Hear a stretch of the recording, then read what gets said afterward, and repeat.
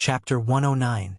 The Imperial Guards dispersed, leaving behind a few injured who were howling in pain on the ground. This calmed Lin Muyu down. She mounted her horse and ordered, "Two of you stay behind to treat the injured. The rest of you, follow me to escort the girls out of Lanyan City." Wei Chou cupped his fists and said, "Yes, General. However, these girls are penniless. What should we do?" Lin Muyu searched her pockets and found some gold, silver, and diamond coins. She took out a diamond coin and handed it to a soldier, saying, "Take this and exchange it for gold and distribute it to these girls. Each of them will get 5 coins. If there's not enough, I'll make it up to you later." Wei Chou took out a bag of gold and said, "What are you saying, General? I've already given them the money. How can I let you make up for the lack? The Imperial Guards will be here soon." Lin Muyu looked outside the hall and said, "We must hurry. Otherwise, we won't be able to leave once the Imperial Guards arrive." "Yes, General." Soon, nearly 200 prostitutes came out of the recuperation hall in ragged clothes, including the girl who had just lost her virginity. When she finally walked out of the recuperation hall, a trace of life finally appeared in her eyes. In fact, being able to live was more important than anything, even more important than chastity. Sometimes, human nature was like this. Lin Muyu escorted these girls out of the city. She had a patrol token on duty, so she didn't encounter any obstructions when she left the city. The autumn wind was warm outside the city. The group of girls each took out a gold and knelt by the side of the road, thanking her sincerely. Some of them even hugged their heads and cried. Lin Muyu sat on her warhorse and closed her eyes.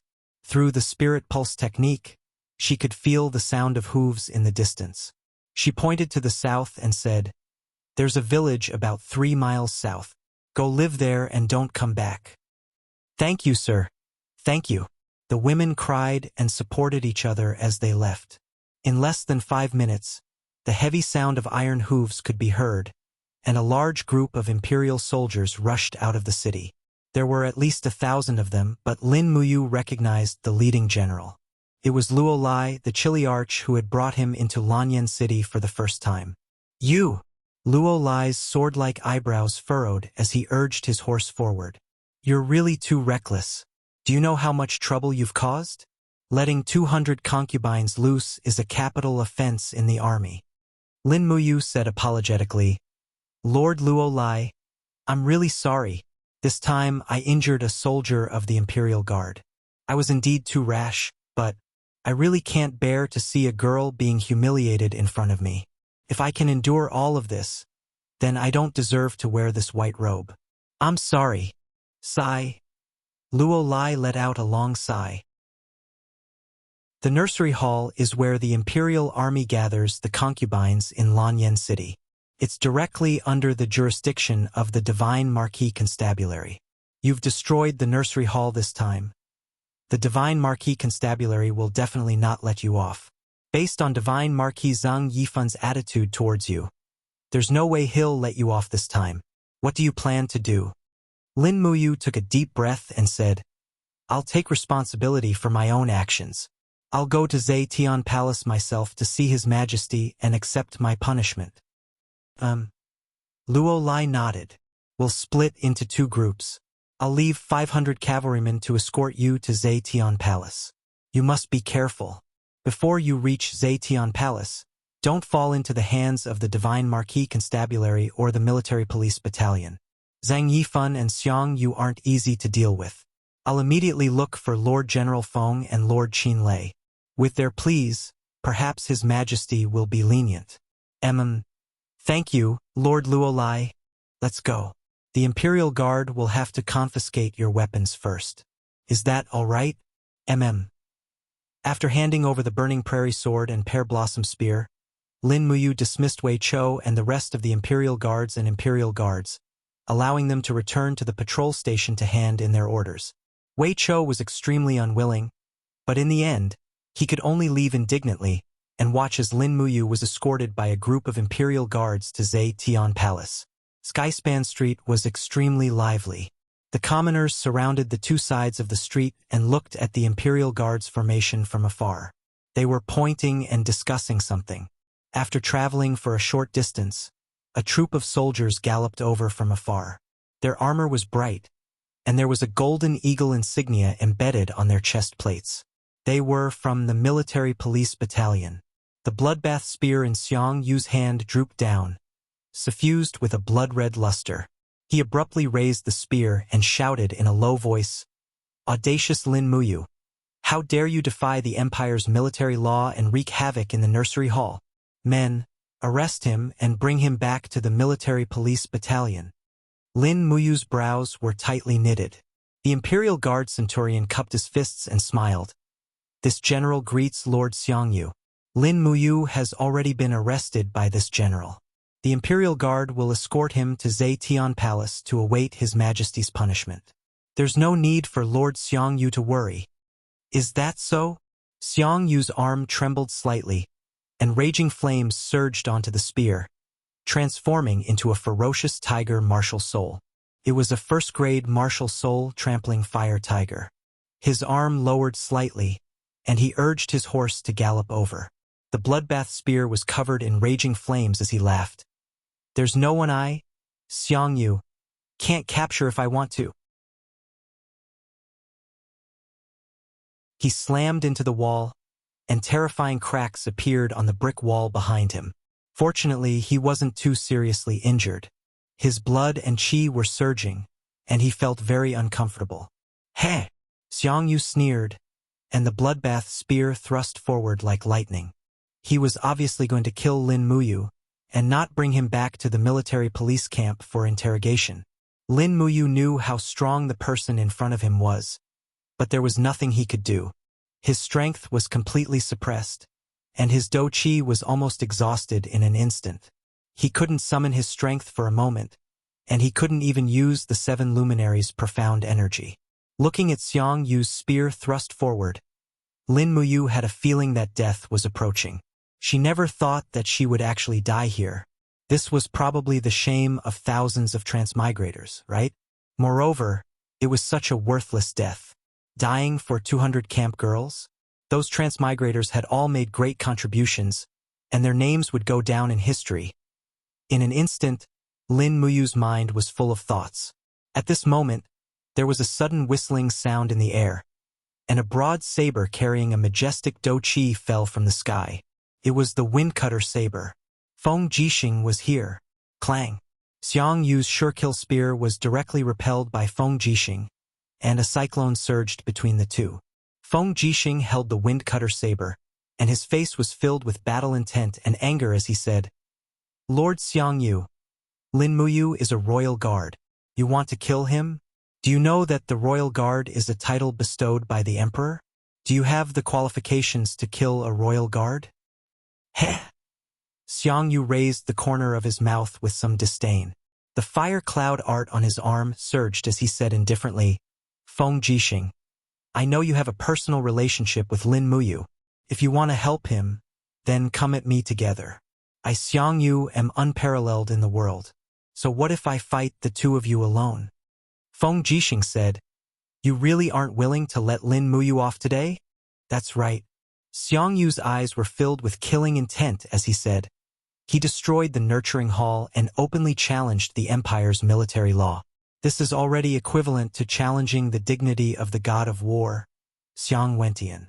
As Xiang Wentian's descendant, how can I allow such a person to live in this world?"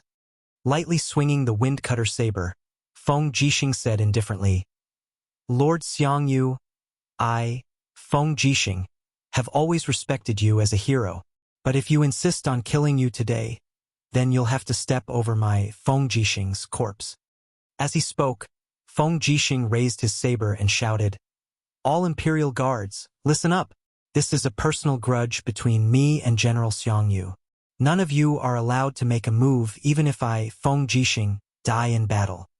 Xiangyu sneered, "You're courting death. I've killed many heavenly realm powerhouses, but I've never killed an empire's commander. Then I'll start with you." Chapter 110. Do you still have strength? Feng Jixing held the Windcutter and asked in a low voice. Lin Muyu was recovering and said in a low voice, I still need a few more seconds to recover the flow of battle chi. Brother Feng, I'm so sorry. Silly boy, what are you talking about?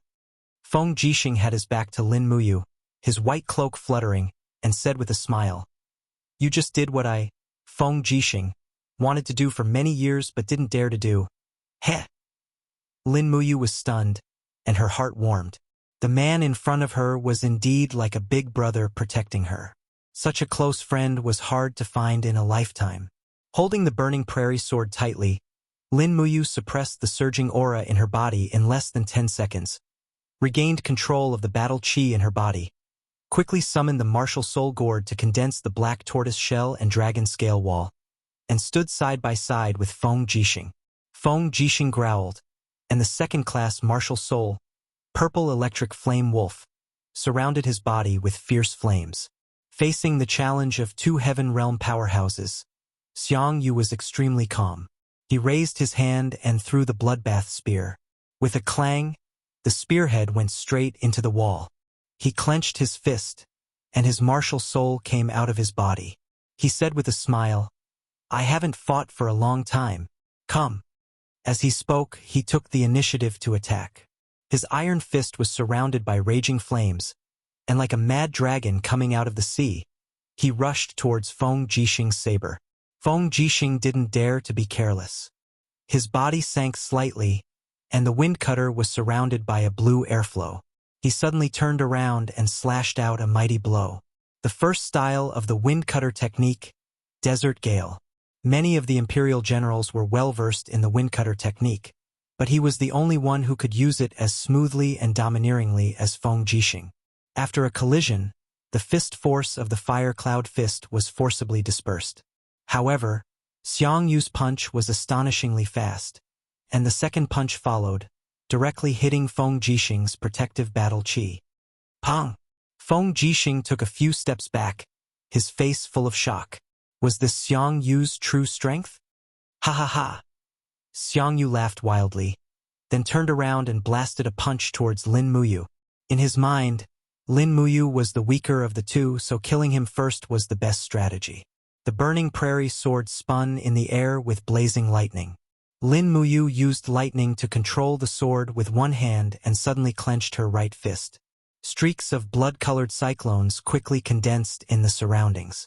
It was a move of the seven luminaries' profound energy. Chaos of all life. Bang! The surrounding earth trembled slightly, and both Lin Muyu and Xiang Yu retreated several steps at the same time. A cyclone surged out with the two of them as the center. Both of them were shocked.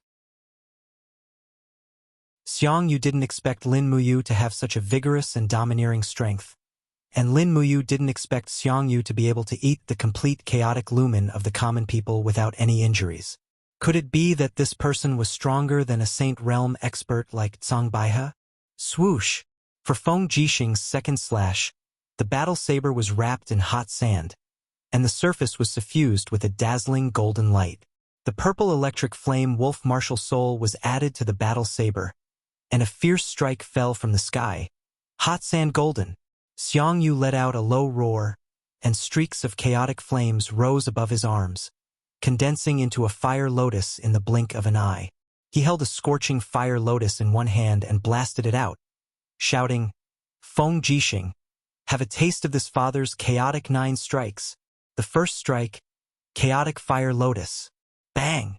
Piercingly cold flames bloomed in the air, and Feng Jixing was forced to retreat along with his saber. However, his handsome face was full of determination. His battle chi soared in the air, and he raised his battle saber for the third slash. His body was wrapped in a violent wind, and the world suddenly darkened as if all the light was absorbed. This slash seemed to have become a storm. Violent blade storm. The corner of Xiang Yu's mouth curled up, and his body slightly bent. Chaotic energy gushed out from his palm, and his feet suddenly stomped on the ground, crushing countless bricks. Bang! He left the ground. The third strike of chaotic 9 strikes. Chaotic heaven splitter. Boom! The power of the storm and the chaotic energy collided in the air, and Xiang Yu's violent and domineering power raged, and Feng Jixing was instantly sent flying along with his saber. Swoosh! Xiangyu turned around and saw a long sword with a scorching spiral of flames flying toward him. It was Lin Muyu's Dragon Flame Spiral Break. This strike was imbued with true dragon essence fire, and he was going all out. Damn it! Xiangyu cursed under his breath. He could clearly feel how powerful this strike was. Without thinking, he spread his arms apart, and the chaotic energy surged in his palm, turning into a black vortex that blocked in front of him. This black vortex was like a black hole that could devour all power. Xiangyu's eyes widened, and he roared, "You're courting death!" The sixth strike of Chaotic 9 strikes. Chaotic Annihilation. Bang! Bang! Bang! The burning prairie sword spiraled through, and the sound of energy collisions constantly erupted in the dark force field of Chaotic Annihilation. Xiangyu's face was ashen, and his veins were bulging. He almost used all the battle energy in his body to support the Chaotic Annihilation. Just when he was about to collapse, he saw Lin Muyu leap up from the ground. Her iron fist was surrounded by demonic energy, and she directly punched at his chest. Two luminaries' demonic dance. Xiangyu was flustered. He raised his left arm, and with a clang, he knocked away the burning prairie sword. He raised his right arm in front of his chest, and his battle energy formed an aura shield to protect himself. Bang! Under the heavy strike, the second strike of the 7 luminaries' profound energy was finally effective. It forcefully dispersed Xiangyu's protective battle energy and hit him heavily in the chest. But at the same time, the instant Xiangyu retreated, he also kicked Lin Muyu's abdomen heavily. With a bang, he was sent flying straight to the ground, and he rolled very far away. The wall of the gourd instantly shattered. In front of the chaotic energy, it seemed like the gourd's defense was already useless. Pata! Landing lightly on the ground, Xiangyu rubbed his somewhat numb arm. The battle energy in his body was still very vigorous. He chuckled, walked towards Lin Muyu step by step, and said, "The two of you working together doesn't seem to be much." Lin Muyu opened her hand and called back the burning prairie sword. Holding the sword hilt, she struggled to stand up. Her face was full of ash, and the white robe behind her was also stained with a lot of flame dust. Right at this moment, a golden radiance blossomed behind Xiangyu. That was the radiance of the god-binding Locke martial soul. Qin Lei had arrived. The thunder-split saber was covered with lightning. Qin Lei directly jumped up from his warhorse, and the saber shone brilliantly. It directly pierced through Xiangyu's protective battle energy and attacked the main body. Thunder-split diffraction slash. This saber was extremely fast and also extremely sharp. Bang! Xiangyu quickly retreated, using the saber's force to retreat several dozen meters. With an incomparable fury on his face, he said, "Young Duke Qin Lei, you also want to be enemies with me. Xiangyu, is that it?" Qin Lei held the thunder-split saber with a gloomy expression. "Feng Jixing and Lin Muyu are my brothers. If you want to touch them, you'll have to ask my thunder-split saber first." "Is that so?" Xiangyu's sword-like eyebrows rose, and he revealed his arrogance. He said with a smile, "Then come at me together, young duke. I, Xiangyu, would like to see what it feels like to fight 1 against 3. Streaks of primal chaos cyclones rapidly spun and extended around him, actually forming a piercingly cold storm. It was as if a deity had descended to the mortal world, giving people the feeling that they had to look up to him. Primal Chaos 9 strikes, the secret technique that the war god Xiang Wentian left behind for his descendants, could indeed be said to be unparalleled in the world. Feng Jixing supported himself with the wind cutter saber and stood up. He wiped the blood from the corner of his mouth and looked at Lin Muyu from afar. Lin Muyu, on the other hand, forcibly raised her battle energy and strengthened the walls of the gourd. She nodded slightly, indicating that they could continue fighting. "Go!" Qin Lei roared and took the initiative to attack. The lightning force on the thunder-split saber continuously extended and actually formed a force field with a radius of about 5 meters. He raised the long saber and swept it horizontally with a low shout. The saber's light went straight for Xiang Yu. Thunder split saber's second strike, thunder saber breaking flames. However, within the primal chaos, streaks of lightning flickered. Xiang Yu used the power of primal chaos to condense a long spear flickering with lightning. He grabbed it in his hand and smiled. Go to hell. Swish.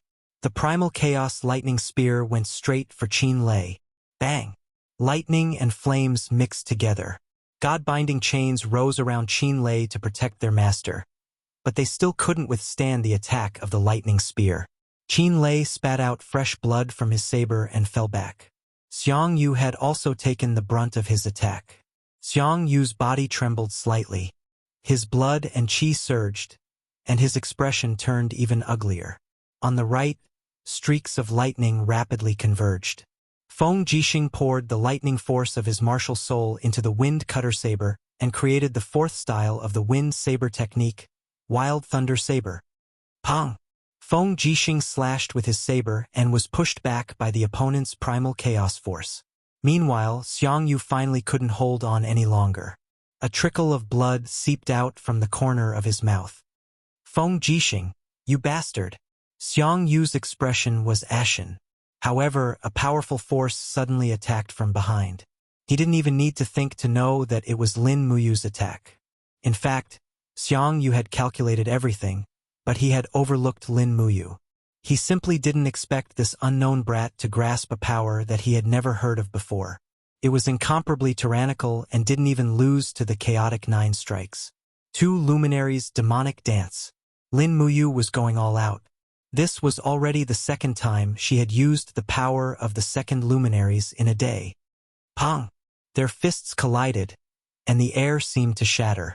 Cracks appeared on the houses not far away, and some even collapsed directly. Pa! Pa! Streaks of blood splattered on the ground. Xiang Yu's body trembled slightly, but his arms still maintained the posture of punching. Lin Muyu slowly took a few steps back. The muscles all over her body felt like they were on fire. The excessive use of the 7 luminaries' mystic force had ultimately resulted in a backlash. Fortunately, she had cultivated the spiritual pulse technique, and the power of her soul was much stronger. Therefore, she hadn't reached the point where she would instantly age due to the backlash. Are you all right? Feng Jixing limped over with his wind cutter saber and asked with concern. This brat didn't look like he was all right. Lin Muyu shook her head slowly. I'm fine. Where's Brother Feng? I'm all right too. Feng Jixing propped himself on the ground with his saber and walked over step by step. Commander Qin Lei, are you all right? Qin Lei sat on the ground, and the power of primal chaos was still surging in his body. In reality, he had withstood Xiang Yu's strongest attack. Fortunately, his physique was strong. If it was Lin Muyu or Feng Jixing, they might not be able to withstand Xiang Yu's strongest attack. Heh, it's good that you're all right. Feng Jixing laughed. He wiped the bloodstain at the corner of his mouth, looked at Xiang Yu who was not far away, and asked, General Xiang Yu, do you still want to fight? Xiang Yu's face was ashen. His douqi was almost exhausted. Even if he had made up his mind to kill, he had no more strength to fight. Just at this moment, the sound of horse hooves came from afar. It was an imperial guard holding a golden scroll. He said, His Majesty's decree orders Feng Jixing and Qin Lei to escort Lin Muyu back to Zhe Tian Palace Hall. Yes, Feng Jixing was finally relieved.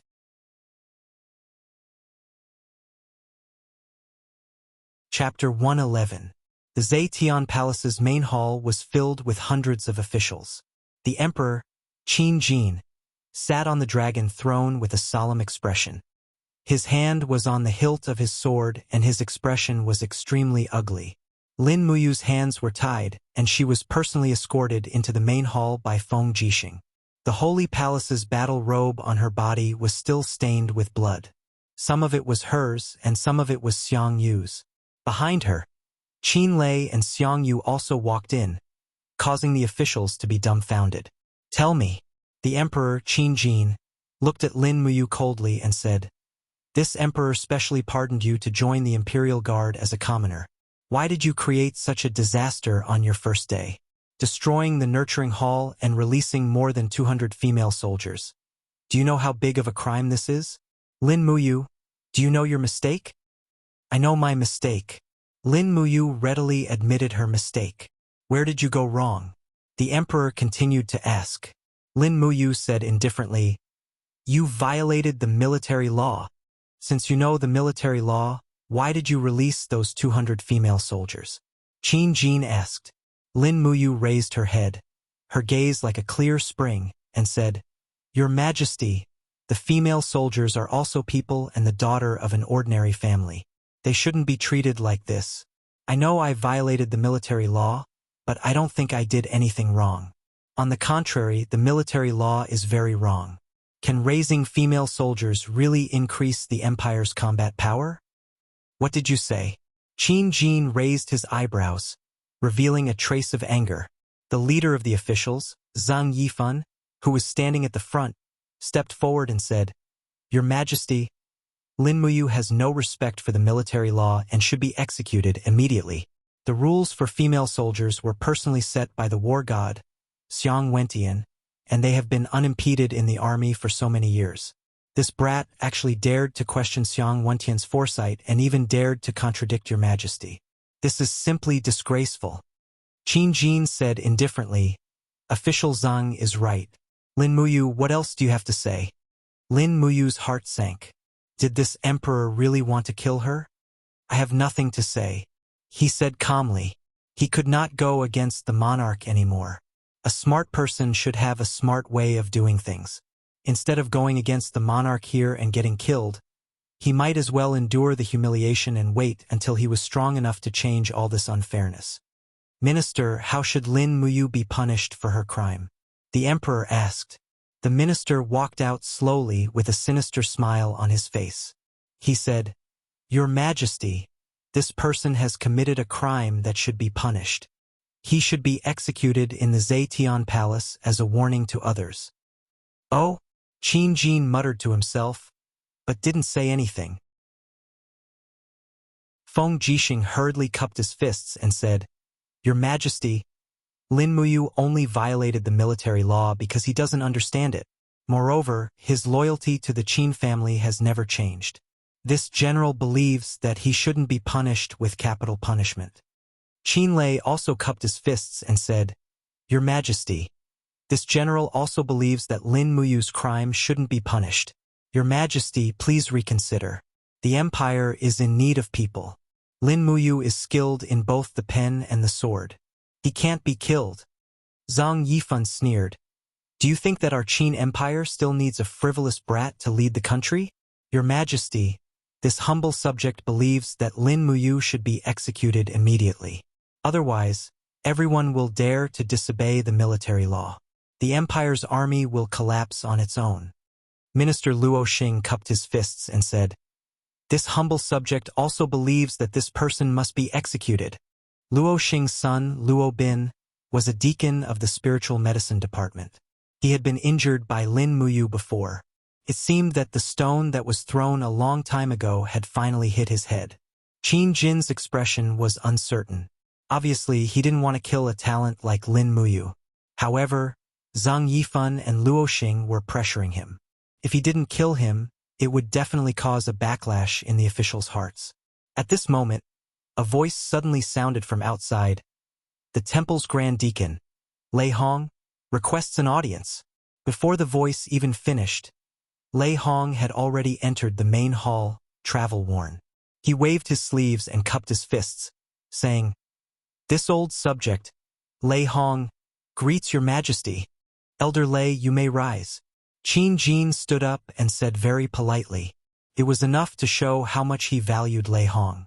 He said, Elder Lei, you must have come to the Zetian Palace for Lin Muyu's matter, right?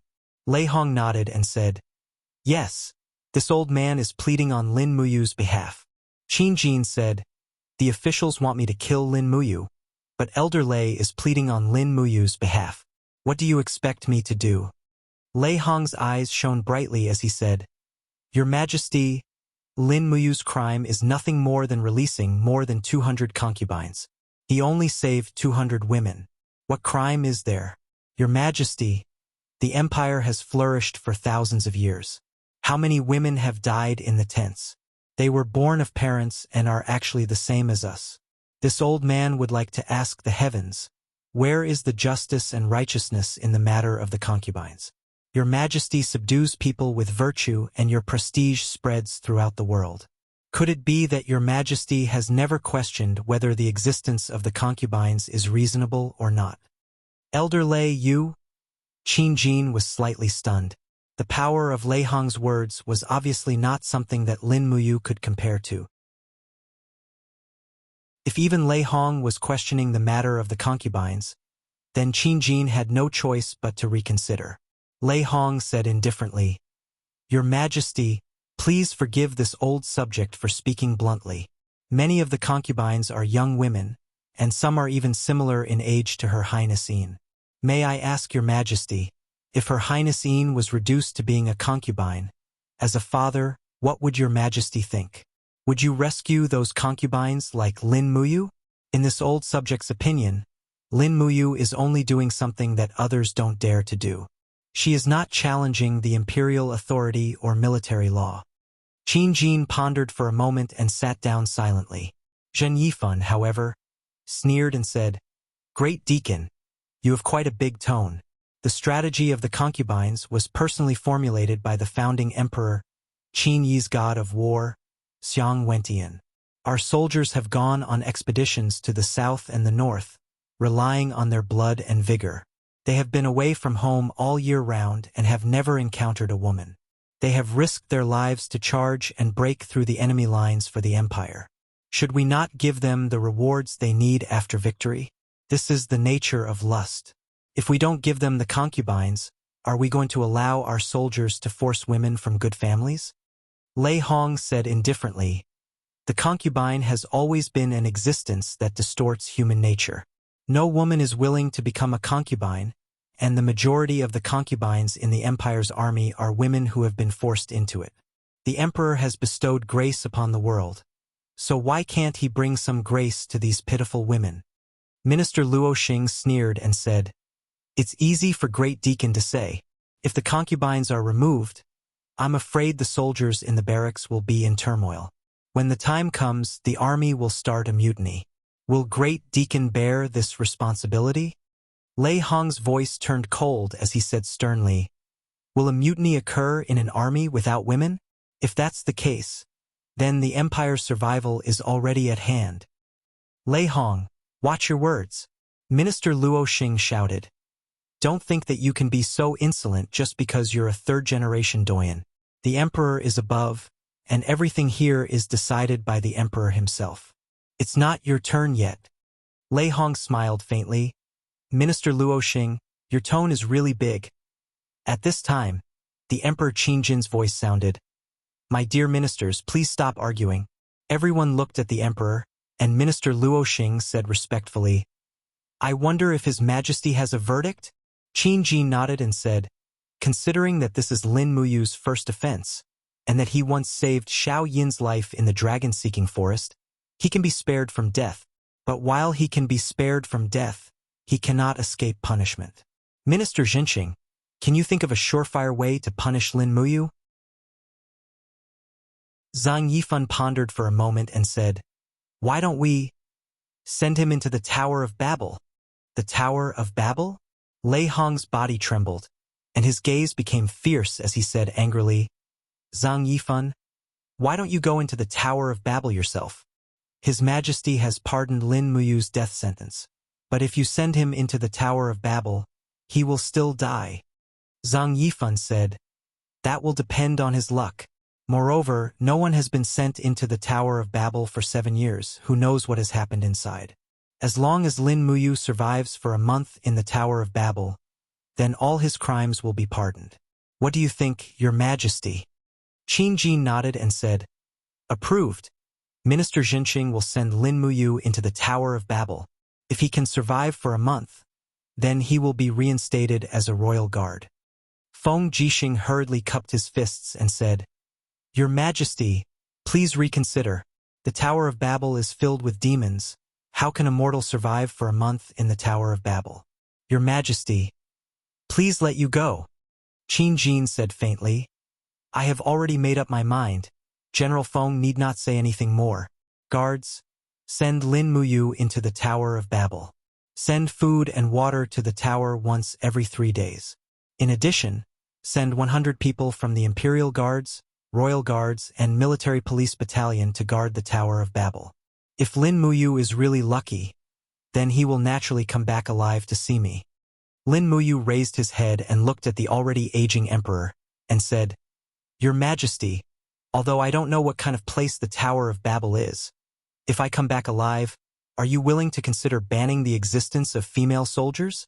Qin Jin was slightly startled, and his voice was very soft.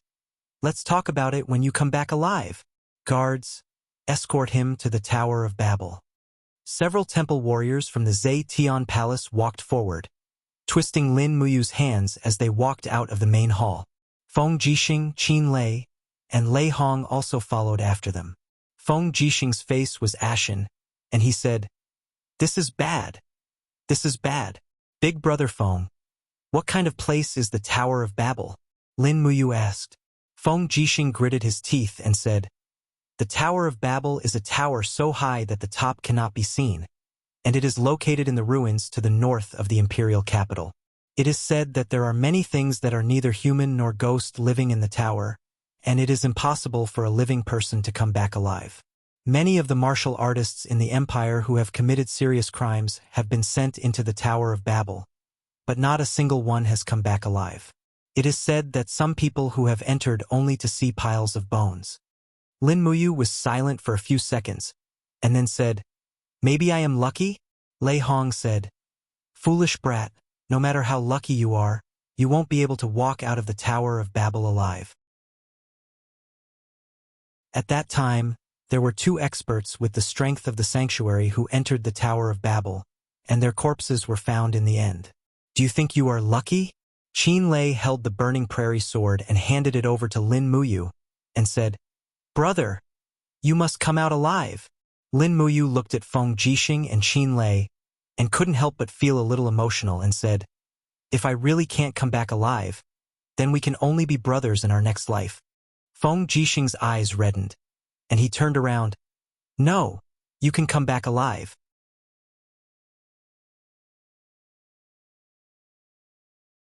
Chapter 112. 4 or 5 miles to the north of Lanyan City, adjacent to the imperial capital, the area that should have been prosperous was a barren jungle. There were even some imperial guards guarding the periphery. About every 100 meters there was a squad of 5 sentries. Feng Jixing, Qin Lei, and Lei Hong protected Lin Muyu as they stepped into the forest.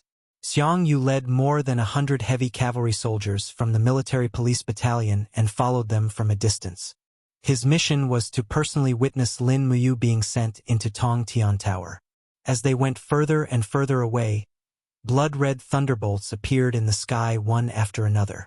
An ancient tower soared into the sky. It was impossible to tell how many levels it had. The tip of the tower was inserted into a dark vortex.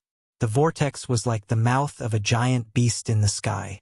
It seemed as if it would swallow the entire Tower of Babel at any time.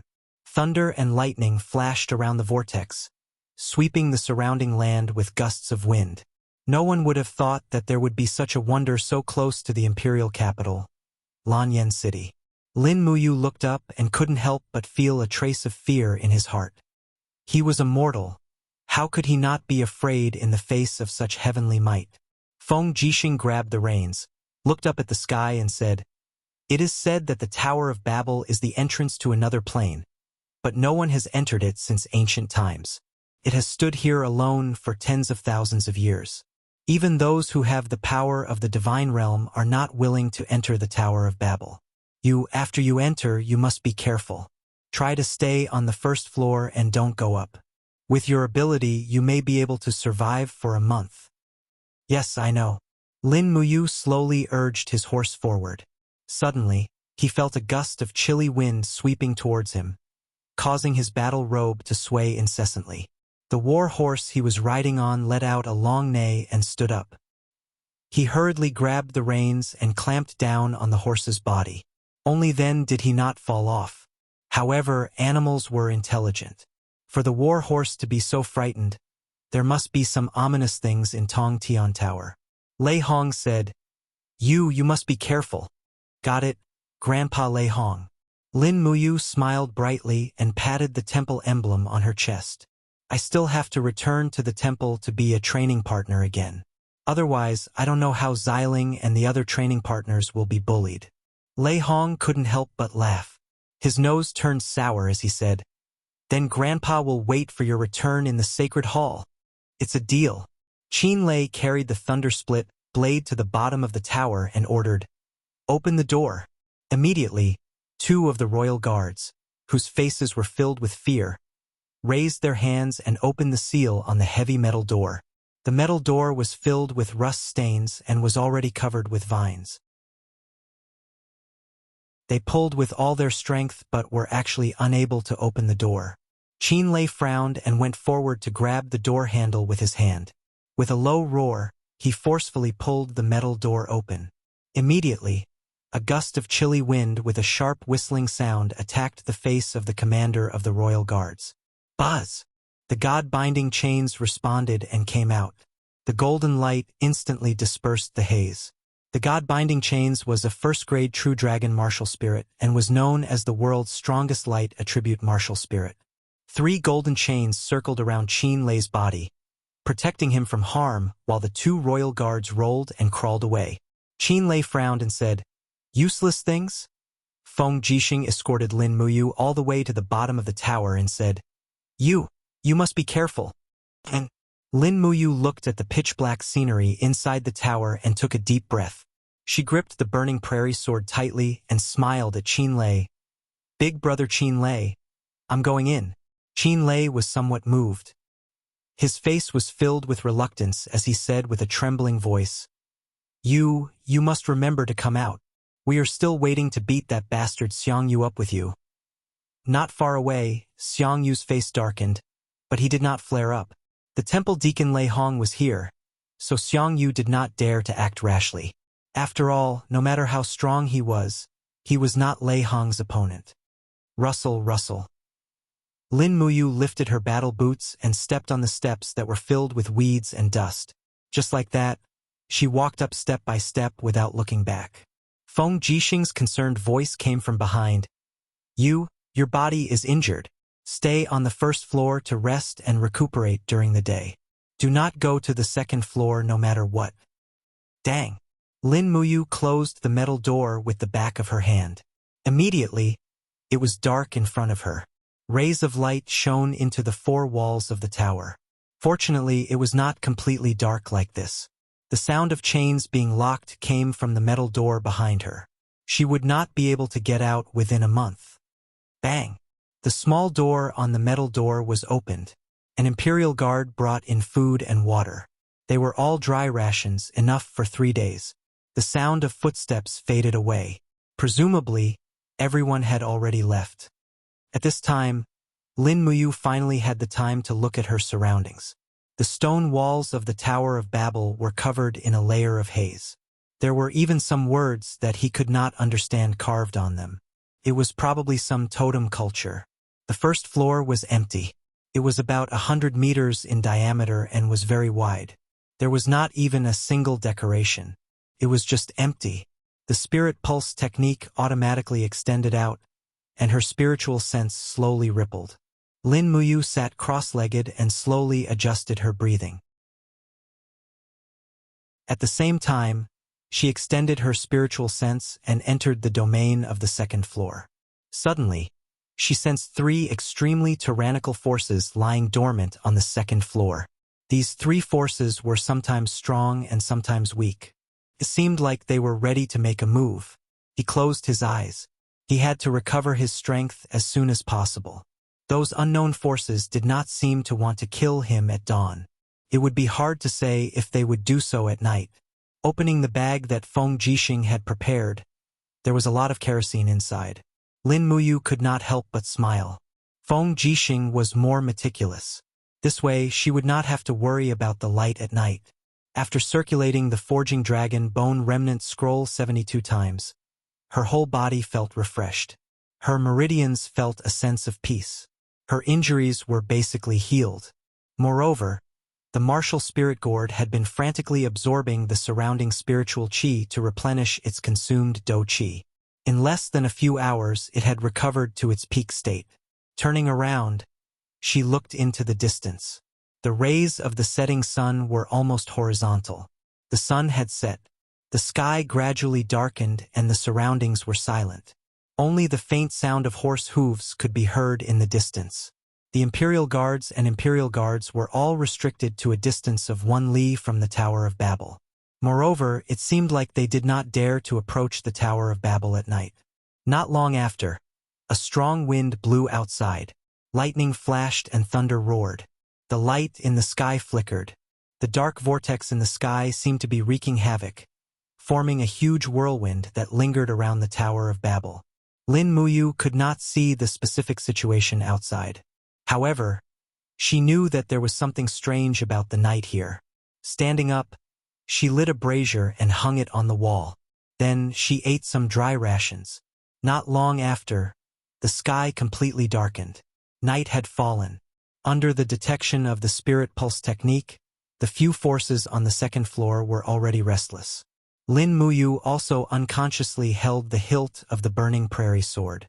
This sword was the only thing she could rely on here. Sha sha! A faint sound came from the stairs. Immediately, he vigilantly held the sword with both hands and his martial spirit slowly seeped out of his body. Jejia! Amidst the roar, a black shadow leaped down from the second floor of the staircase. Its sharp claws sliced through the air and went straight for Lin Muyu's neck. It was a killer move from the start. Lin Muyu was already prepared. She activated the falling star steps and slid her feet to avoid this attack. At the same time, the burning prairie sword drew an arc in the air and landed on the opponent's back. With a bang, sparks flew. The opponent screamed miserably and crashed into the wall. However, he quickly climbed back up. At this moment, Lin Muyu finally saw its true appearance. It was an ape. However, it was not an ordinary ape. Instead, it was an ape whose body was covered in a thick layer of stone. This was a stone ape. Its eyes were blood red and there were 4 golden lines on its head. It was clearly a spirit beast with a lifespan of 4,000 years. The blood-red light in its eyes was filled with violence. Suddenly, it leaped up and rushed over again. Jejia! This time, a flame appeared on its claws. A vast flame energy surged on its claws. Lin Muyu knew the pros and cons. She raised her left hand and directly summoned the wall of the bottle gourd. Black tortoise shell and dragon scale wall were successful.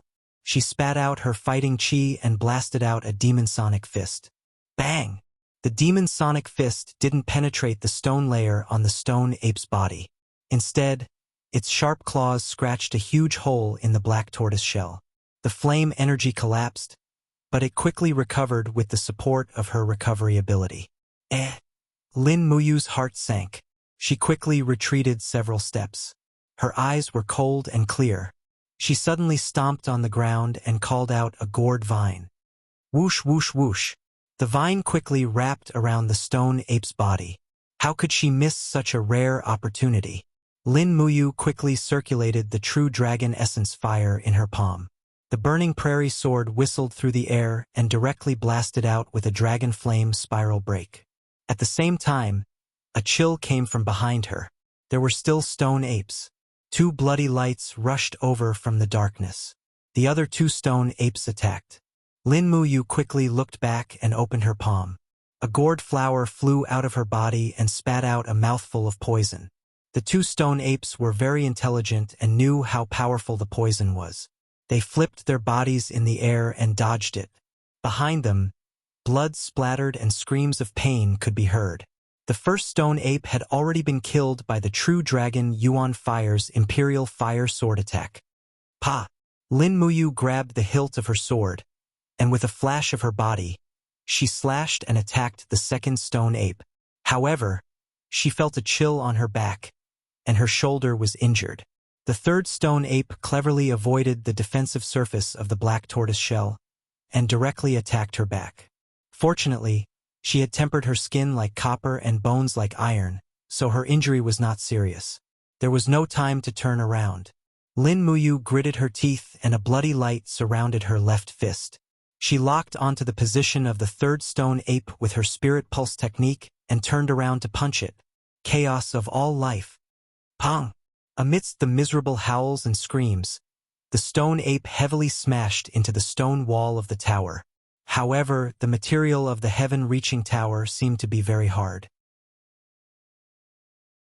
The stone skin of the stone ape had already shattered, but the stone wall did not have a single crack.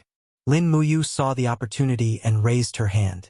Using the imperial sword of lightning, she flew out with the burning prairie sword. In the next moment, the third stone ape's neck was pierced. After its stone skin was destroyed, its defense was much weaker. With the sharpness of the burning prairie sword, it could be easily killed.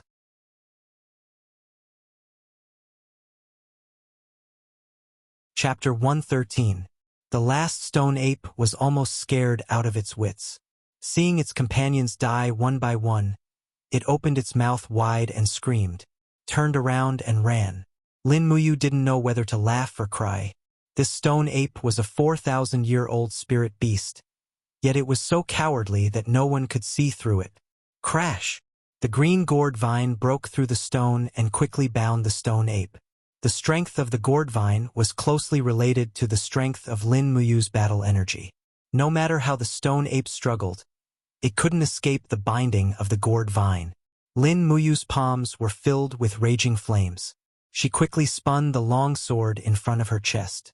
Streams of flames turned into spiraling fire energy that lingered around the sword body. She quickly broke through the stone ape. The stone ape's skin was very thick. The normal attack of the burning prairie sword couldn't penetrate it at all. However, it was a piece of cake to use the spiraling power to break through it. Bang! The stone layer shattered and mixed with blood. The stone ape screamed and left with its companions. Lin Muyu took a deep breath. She used the spiraling break twice and the Shen energy of the first star. She had used about 30% of her battle energy. She didn't know if there were more powerful enemies waiting for her. She had to recover her strength as soon as possible. Holding the burning prairie sword, Xiao Chun dug out two 4,000-year-old stone ape spirit stones from the skull of the three-headed stone ape. This was a type of rock-type spirit stone. If used to forge weapons, it would be very good. It would make attacks sturdy, and ordinary opponents would not be able to block it. Sitting on the ground, she summoned the martial spirit gourd to refine the spirit of wild beasts. However, what Lin Muyu didn't expect was that the 6-layered green gourd seemed to be very picky with its food. It didn't even absorb any spirit of wild beasts before it was full. After several attempts, he couldn't refine the spirit of wild beasts. He had to give up. It seemed that Lei Hong's teachings were correct. After stepping into the heavenly realm, they had to rely on refining the spirits of wild beasts to increase their cultivation. This was because the power that heavenly realm experts needed was Do Qi, and the spirit of wild beasts contained in the bodies of spiritual beasts was Earth Qi. The two belonged to different natures. If a heavenly realm expert wanted to increase his cultivation, he could only rely on his own hard work and cultivation. It was no wonder that Feng Jixing and Qin Lei had not broken through after stepping into the first layer of the heavenly realm. With their talent, they should have broken through quickly. However, Lin Muyu was not anxious. Although his strength was increasing slowly, it was very stable. This was because the mental cultivation method of the Dragon Forging Bone Remnant Scroll could slowly increase his strength. At most, it would take 2 years or at least half a year. It was only a matter of time before he stepped into the second tier of the heavenly realm. However, he was still a little impatient, especially after he witnessed Xiang Yu's strength. Xiang Yu was known as the #1 person in the younger generation of the empire. This was definitely not an undeserved reputation. With his strength alone, he could contend against Feng Jixing, Qin Lei, and Lin Muyu. In the end, it could also be considered a draw. This was a little too shocking. Feng Jixing and Qin Lei, these two young elites, were both dragons among men, while Xiang Yu pretty much belonged to the category of dragons among dragons. When he thought of Xiang Yu's eyes that were filled with killing intent, Lin Muyu could not help but feel a chill in his heart. Xiang Yu's bloodline originated from Xiang Wentian. He had the right to be unruly. Furthermore, Xiang Yu wholeheartedly wanted to get rid of Feng Jixing. This point also made Lin Muyu worried. Feng Jixing's style of doing things was eclectic and open-minded. The Imperial Guard that he commanded had always been the strongest barrier of the Imperial capital. If Xiang Yu wanted to obtain the position of the #1 person in the Empire's army, he had to get rid of Feng Jixing. After adjusting his breathing for close to 2 hours, the martial spirit gourd greedily absorbed the spiritual energy in the surroundings. What made Lin Muyu more gratified was that the spiritual energy in the vicinity of Tongtian Tower was very abundant. It was even more vigorous than in Lan Yen City. Therefore, the battle energy in his body had mostly recovered. It seemed that coming to Tongtian Tower was not to throw away his life. Instead, it seemed that he had found the best place to cultivate. The night was long. He circulated the Forging Dragon Bone Remnant Scroll and the Spirit Pulse technique again and again to temper his body and soul. Meanwhile, the light from the oil lamp above his head flickered faintly. When dawn was about to break, his spiritual sense once again sensed a powerful force. Lin Muyu immediately became alert. He raised his hand and grabbed the hilt of his sword. Although the Spirit Pulse technique was mysterious, it could not extend to the 3rd floor. It seemed that there was something restricting him on the 2nd floor. It was like a barrier. The night wind blew on the Holy Temple's battle robe. At this moment, how could he care about the cold? His clear eyes were like twinkling stars in the night sky as he stared at the stairs in the distance. However, he did not see anyone. He did not even see a spiritual beast. Could it be a false alarm? At this moment, the spiritual pulse technique suddenly pulsated not far away, and a surge of energy leaped up. Lin Muyu let out a low grunt and raised her hand to unleash a blazing hot Do-Chi storm. Voila! The Do-Chi swept across the ground and quickly blew out a human figure. As expected, the person who came was invisible. It was a very thin person with 2 daggers in his hands. The shape of his face looked very twisted and strange. It was like the face of an ugly monkey. His beard was not long, but every strand of it was like iron thorns piercing out of his skin. Fortunately, the Spirit Pulse technique could sense him. Otherwise, he would have been ambushed by this person. Who are you? Lin Muyu held the sword in his hand and asked calmly. The person licked his lips. His expression was indescribably wretched. He said, "It has been many years since someone was sent to Tongtian Tower. I thought that the Empire was safe and sound. I did not expect that a new person would come today. Kid, you are only my prey. Wait until you go to hell and ask me who I am." As he said that, he suddenly waved his dagger. A milky white light appeared on his arm. Do-Chi, another Heaven Realm ranker. Although the dagger was short, the Do-Chi that surged out was at least 2 meters long. Lin Muyu quickly got into position. The wall of the gourd was placed in front of his chest to block the opponent's attack. However, he only felt his blood boil. The strength of the person's Do-Chi was stronger than his. Dang, dang, dang. Her dagger was parried by the Burning Prairie sword several times in a row. Lin Muyu looked for an opportunity and gave a heavy kick. Do-Chi shrouded her combat boots and sent her opponent flying a few steps back. The Burning Prairie sword flashed and instantly unleashed 5 slashes. This was the speed formula of the Imperial Windsword technique.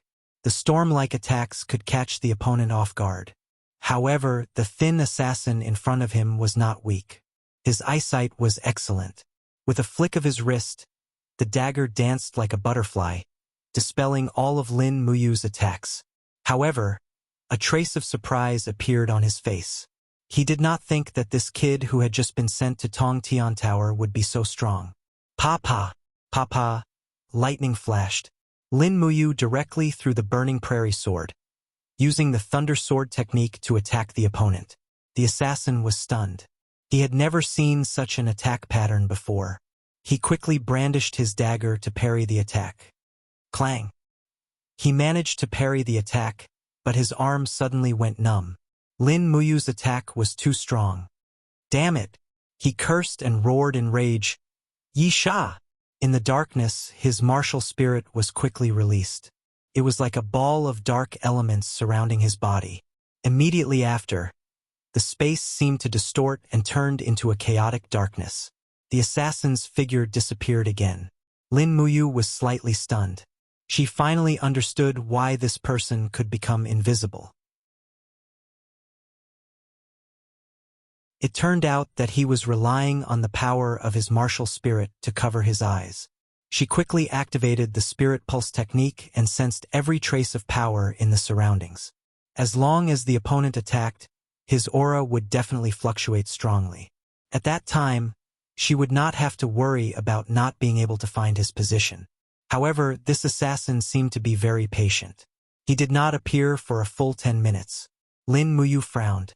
She could not help but feel a little anxious. At this moment, a cold wind suddenly blew in front of her chest. The opponent's 2 daggers had joined together and launched an attack. It was similar to Lin Muyu's fire sword technique. His daggers were surrounded by a spiral of dark energy, which quickly broke through the black tortoise shell and dragon scale wall. So strong, the defensive layer was broken through. There was no way to dodge. Either his heart would be pierced, or he would choose to attack other parts of his body. In a flash, Lin Muyu reacted. She moved half a meter with the star steps. In the next moment, she felt a sharp pain in her arm. A dagger had pierced through her arm and she was nailed to the stone wall. Hey! The opponent showed an ugly smile.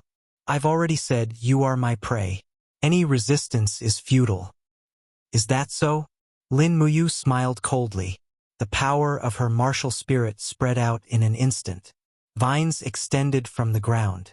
It was another entanglement ability, which quickly bound the opponent's feet. Damn it! The assassin glanced at the vines on his feet and said, "How dare you show off in front of me with such insignificant skills?" He stomped his foot and unleashed his combat energy, shattering countless vines. However, when he looked up, he saw a calabash spitting poison at him. Chi armor. He let out a low grunt, and his chi armor blew away the poisonous liquid. However, at this moment he felt a sharp pain in his abdomen. It was Lin Muyu's full force punch. 2 luminaries' demonic dance. With the sound of ribs breaking, the assassin retreated with a pale face and fell to the ground. The power of the 2 luminaries' demonic dance was so powerful that he could not withstand it at all. Lin Muyu took a deep breath. She endured the pain and pulled out the dagger from her arm. She looked at it. Fortunately, there was no poison on it.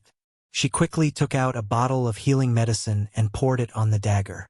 She then looked at the assassin who was struggling on the ground and said, "Do you still think I'm your prey now?" The assassin exhaled more than he inhaled. He was about to die, but he still grinned and said, So what if you kill me? The Blood Lord will not let you go. Heh heh. Blood Lord? Lin Muyu frowned. Who is the Blood Lord? The assassin did not speak. He tilted his head and died decisively. Lin Muyu was filled with hatred. It seemed that this invisible assassin was not the leader of the upper floors. It was already a little difficult for her to deal with this assassin. If the Blood Lord came personally, would she still have a chance? She bent down and searched the assassin's body. She found 2 diamond coins and a spiritual stone. She felt the spiritual power of the stone. It should be a fire spiritual stone that was around 5,000 years old. Not bad.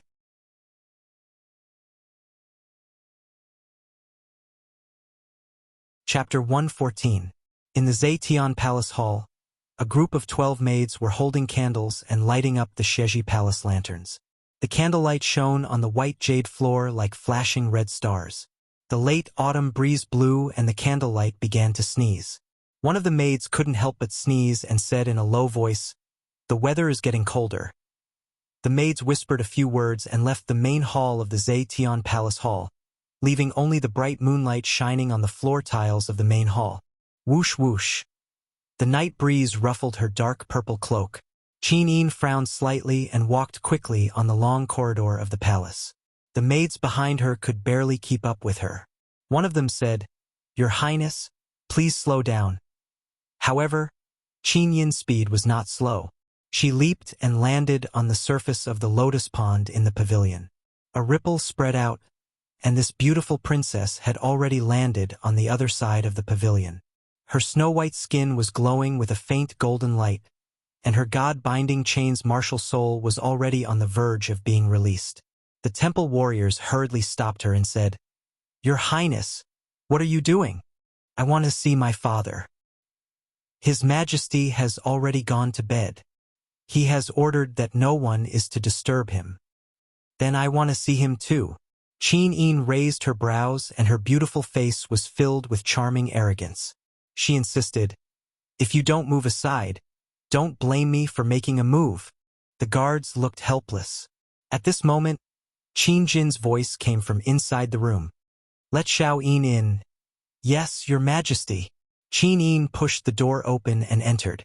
She saw Qin Jin reading a scroll under the candlelight. His face was full of fatigue, and under the candlelight, this 47-year-old emperor's hair had already turned white. Qin Yin's heart ached when she saw this, and she called out, "Father!" She didn't call for her father. Qin Jin couldn't help but laugh. He raised his head to look at his daughter and said, "It's been a long time since you called me that. Back then, I wanted you to call me Imperial Father, but I had to teach you for a very, very long time." Qin Yin's eyes reddened. She walked forward and gently knelt down in front of the table. The girl's beautiful hair flowed down her shoulders and fell on the files on the table. She looked at her father and suddenly didn't know what to say. "Are you here to plead for Lin Muyu?" Qin Jin asked. "Yes." Qin Yin nodded her head and said, "Father, Lin Muyu is an extremely simple and persistent person. I can almost guess that he wouldn't sit idly by when he saw Ingji being humiliated. He is just that kind of personality. You can't blame him for bringing people to destroy the nursery hall. Just like what Master Lei Hong said, the nursery hall has always lost its humanity. Isn't it?" Qin Jin looked at his daughter with gentle eyes. I know everything. How can Imperial Father not understand what kind of person Lin Muyu is? But there should be a limit to how much he hates evil. As a member of the Imperial Guard, he personally brought people to destroy the nursery hall and publicly disrupted the Empire's military deployment. If it were anyone else, they would have been beheaded long ago. But Father, Qin Yin pursed her red lips, her beautiful eyes filled with stubbornness as she said, "Yu is my savior. If it wasn't for him, I would have died from poisoning in the dragon-seeking forest a long time ago. Just based on this alone, Father should be exceptionally kind to him." Qin Jin's eyes dimmed. "Xiao Yin, there are many things you don't understand. You're still young." "What do I not understand?" "Father, tell me. You weren't in the Great Hall today, so you don't know the Divine Marquis and the minister's words." Qin Jin sighed. Half of the Qin Empire was conquered by Xiang Wentian.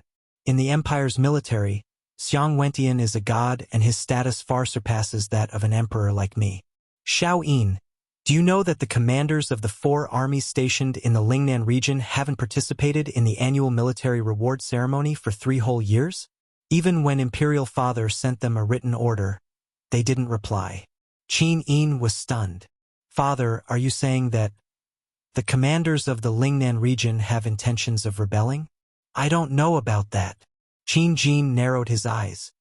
3 of the commanders are Xian Yifun's trusted aides, but the last one is an old general left behind by the late emperor, Fan Kai. If even he has intentions of rebelling, I'm afraid that Lanyan City's control over the entire world will change. That's why I suspect that someone is intercepting letters from Lanyan City in the Qinling Mountains. Qin Yin bit her red lips. "Father, why don't we send someone to Lingnan to take a look?" "There's no need." Qin Jin heaved a sigh of relief and lay down on the chair behind him. Xian Yifun submitted a report this morning stating that the major armies of Lingnan are at war with the barbarians at the southern border, so communication is inconvenient. The birds used to deliver the letters have been shot down by the southern barbarians. so the letters can't be delivered to the commanders.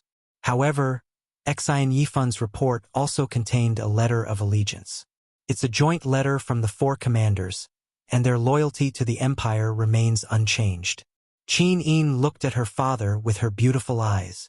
Father, although the Divine Marquis has great influence in the empire's army, but father should be able to see that Xian Yifun is no longer the Xian Yifun from 10 years ago. He has changed too much, becoming more arrogant and willful. He doesn't even respect you, the emperor, in his eyes. Why don't? She blinked. Secretly order Brother Qin Lei and Commander Feng Jixing to find a chance to dissolve the Divine Marquis's military power in Lanyan City? How? Qin Jin sighed and looked at his daughter dotingly. The Divine Marquis's power in the Empire's army is already well established.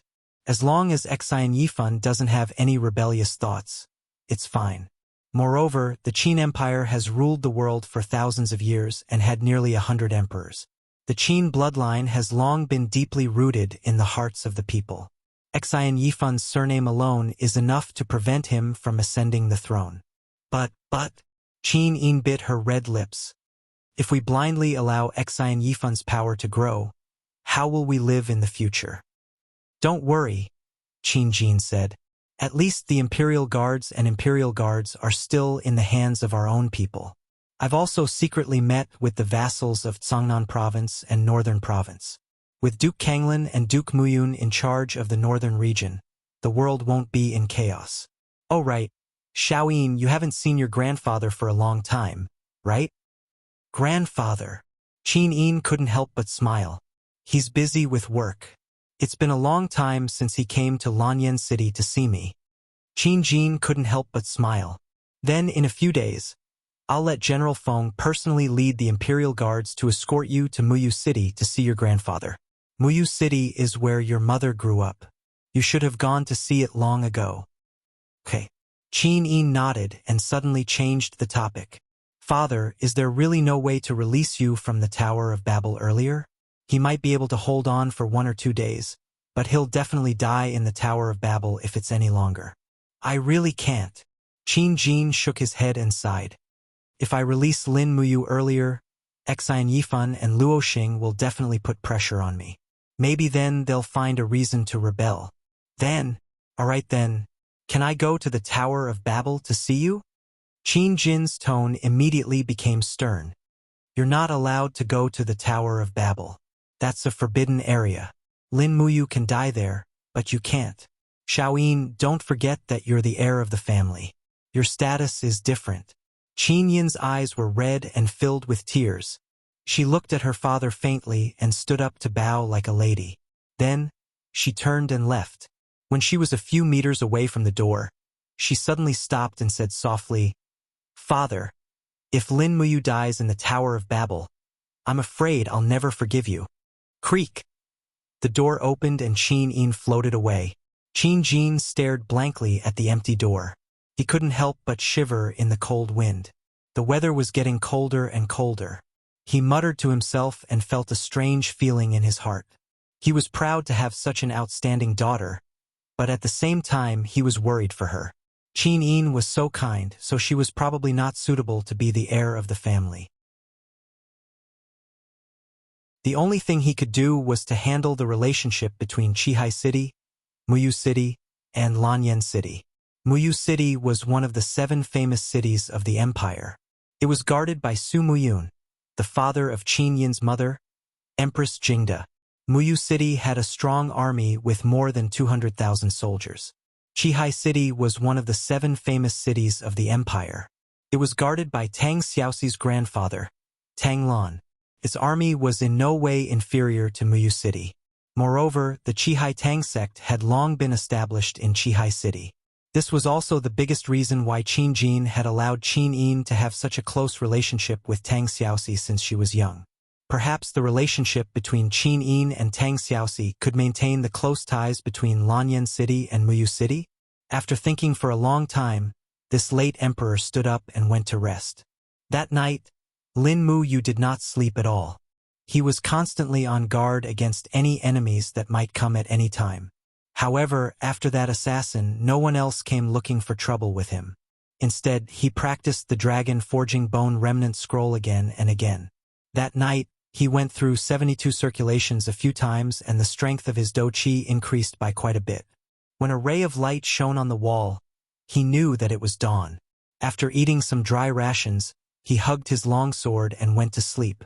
He did this repeatedly, sleeping during the day and resting at night. In the blink of an eye, 3 days had passed, and he hadn't been ambushed again. However, there was a problem that was bothering him. The corpse in front of him and the stone ape's corpses were emitting a faint stench. If he just left them like this, they would rot very quickly. When that happened, he would only be able to harm himself. After thinking about it, he decided that he had to get rid of these corpses. He reached out and grabbed the assassin's leg, dragging him step by step towards the stairs. The assassin was already dead. His head was banging against the stone steps, but he probably didn't feel any pain anymore. He released the spirit pulse technique and entered the second floor. He didn't find any enemies, so he directly went up to the second floor. However, the scene in front of him shocked Lin Muyu. The second floor was filled with skeletons, and piles of white bones were scattered everywhere. Needless to say, the people who were imprisoned in the Tower of Babel were not killed immediately. Many people were like him, dealing with the corpses here, and in the end, he became one of the corpses. Thinking of this, Lin Muyu couldn't help but shiver. He muttered to himself, Sora Aoi, Hatano Yui, Okita Aoi, and other teachers, please bless me so that I don't die here.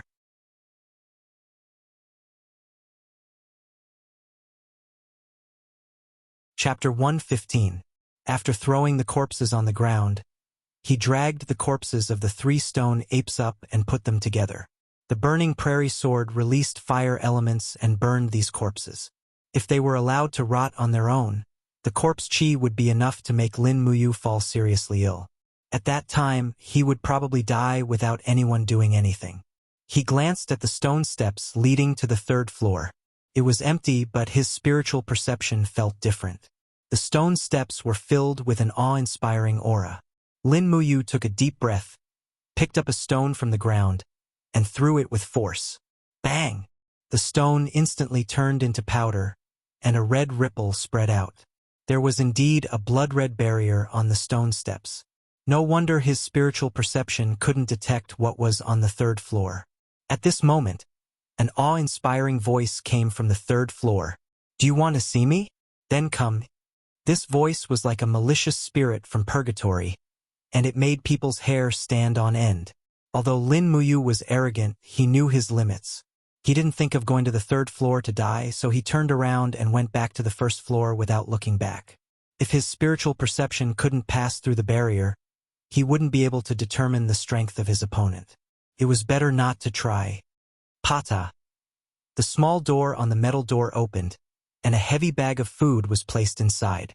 They were all pancakes, the dry rations of the Empire's army. With Lin Muyu's appetite, he could eat about 4 pancakes in one meal, and there were close to 100 pancakes in the bag. There were also 7 or 8 bulging water bags beside it. A soldier's voice came from outside. Lin Muyu, I don't know if you're dead or not. This is your rations for 7 days. If you're not dead, throw something out so that I can report. Lin Muyu threw an empty water bag out from the small door. Immediately, the lieutenant chuckled. You're actually not dead? You're really lucky. Lin Muyu frowned and looked through the small door. This person was a lieutenant of the military police battalion. No wonder he was so arrogant. Xiang Yu wished that he could immediately die in Tongtian Tower. She couldn't see too far through the small door, but she could see a flag fluttering about a mile away. It was the battle flag of the Imperial Army. The huge golden shield emblem was very eye-catching, and Lin Muyu couldn't help but feel warmth in her heart. After storing the food in a ventilated and dry place, he continued to sit cross-legged and cultivate. At night, the crimson vortex in the skies above Sky Split Tower began to spin. Lightning flashed and thunder rolled. The sound of thunder shook Sky Split Tower, as if even this great tower was afraid of the might of the heavens. Lin Muyu sat in the tower, cultivating her spirit pulse technique. She frowned. Looking at the terrible weather, it seemed that tonight would not be a safe night. He lit the brazier and continued to cultivate silently. The lightning and thunder outside did not seem to affect him at all. After an unknown period of time, Lin Muyu's heart suddenly moved. Her spirit pulse technique detected that a strong force had entered the second floor of Skysplit Tower. It must be something that came down from the third floor. Clang! With a wave of her hand, she pulled out the burning prairie sword. The incoming person was extremely fast. A gray shadow scuttled down the stone steps, accompanied by a hair-raising cry. It was a creature that looked like a deep-sea crustacean. Its back was covered with a thick shell, and its face was ferocious and terrifying. Its 4 legs stood on the ground, and its body was covered with spikes. Hee. When it screamed, those spikes all stood up, and it suddenly looked like a frightening hedgehog. What the hell is this? Lin Muyu gritted her teeth and raised her hand to summon the wall of the gourd. The mystic tortoise shell and the dragon scale wall were quickly activated. It was necessary to maintain the best defense against this kind of thing. Brother. Lulu's voice came from the high. This is a thorn demon, a type of scavenging creature. Be careful of its poisonous spikes. These stab wounds are all poisonous. Lin Muyu nodded her head.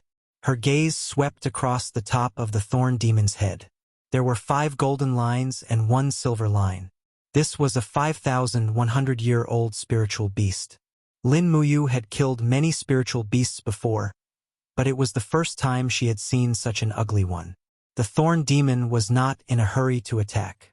Instead, it slowly walked to a position that was less than 20 meters away from Lin Muyu.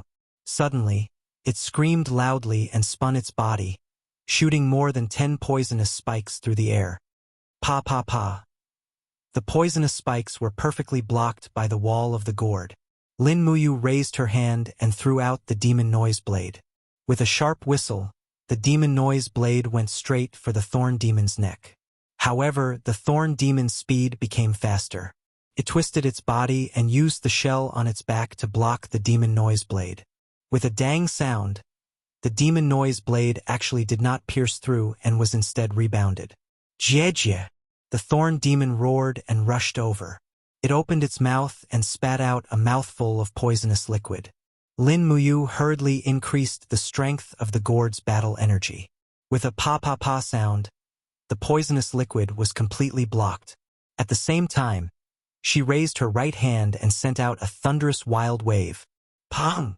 The prairie fire sword flew up and the thorn demon's abdomen shell was pierced through. Green poisonous liquid was flowing out. Roar!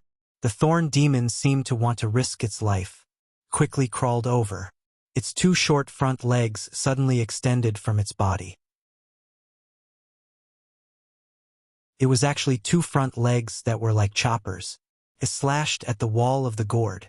A wave of pain came over.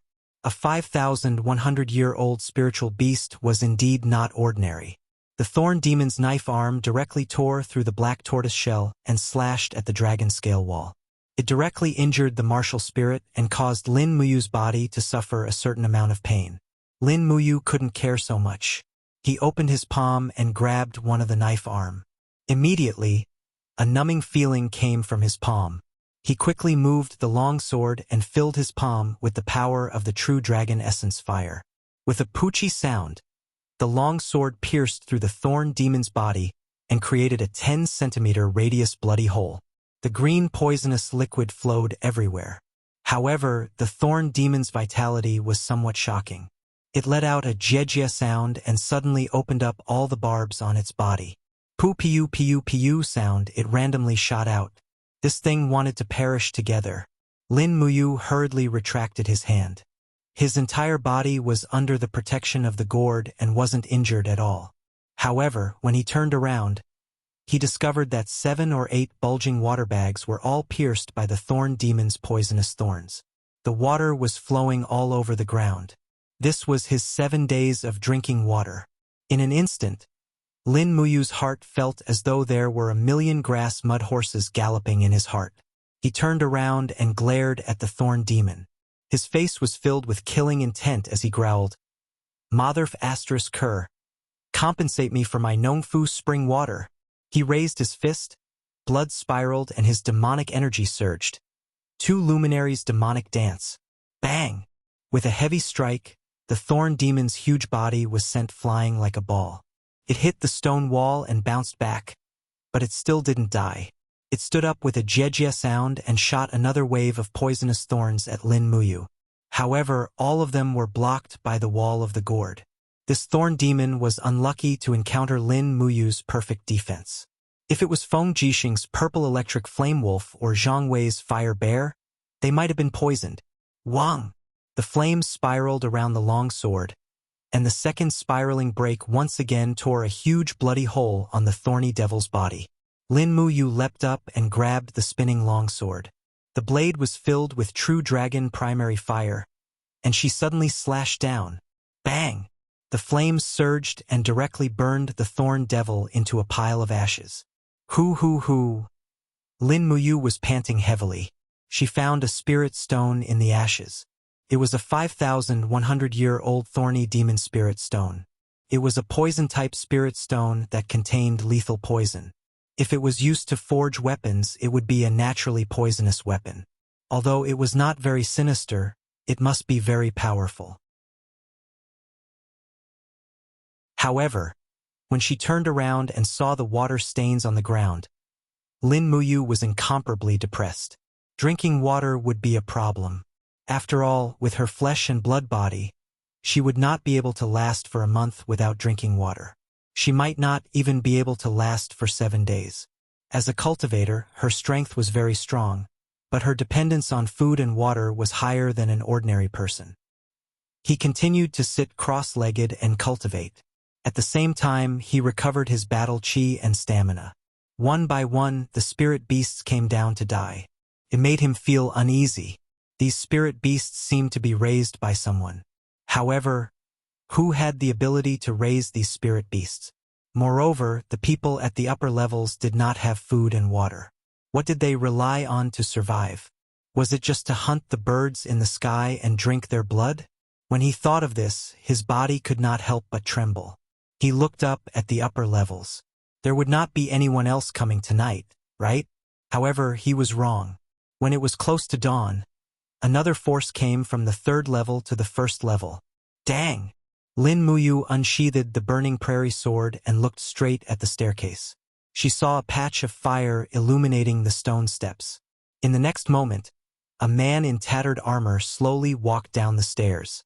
His right hand was extended horizontally, and a ball of purple flames danced continuously in his palm.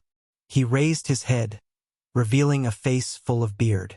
On his forehead, there was a big cross, which seemed to be the insignia of a mercenary. This person was a mercenary in the past. Brat, not bad. Even Thorn Demon was killed by you. His eyes were filled with disdain. Lin Muyu frowned. Who are you? Me? He shook his head and seemed to be deep in thought. After thinking for a while, he smiled. I almost forgot who I am. I only remember that people gave me a nickname. Chigue. Heh, that's right, why do they call me Chigue? Probably because I have killed too many people. Saying that, he raised his head and looked at Lin Muyu. He grinned. You will be the next. Oh, you are also a gold star sparring master of the temple.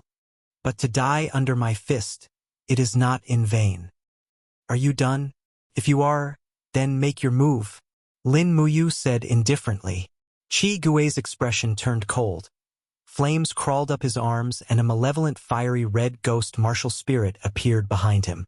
It seemed that his name came from this fire attribute martial spirit. Wang. The fist energy was biting cold. Once he made his move, it could be seen. Fiery fist. This person was using Xiang Wentian's famous fist technique, which was different from Zhang Wei's fiery soul fist. His fiery fist was purer, and its power was also much stronger. His Do Qi was transformed into flames, and this flame force was not something that Zhang Wei's fist could produce.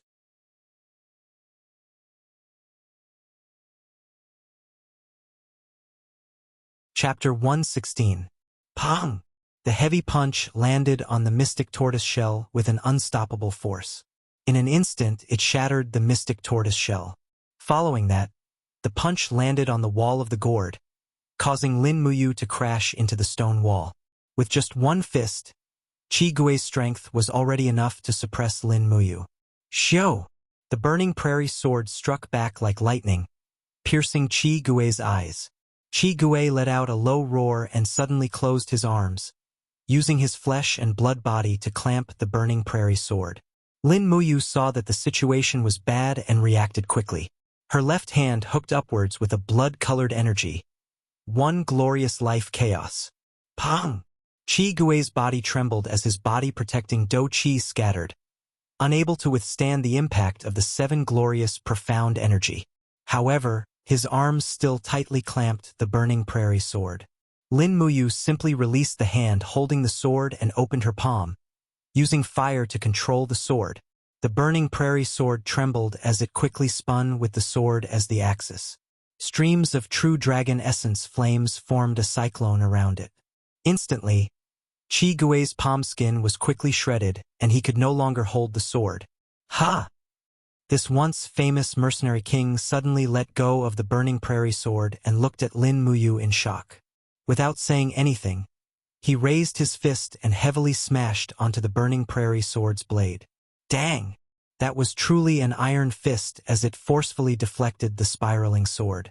The iron fist took the opportunity to land on Lin Muyu's chest armor.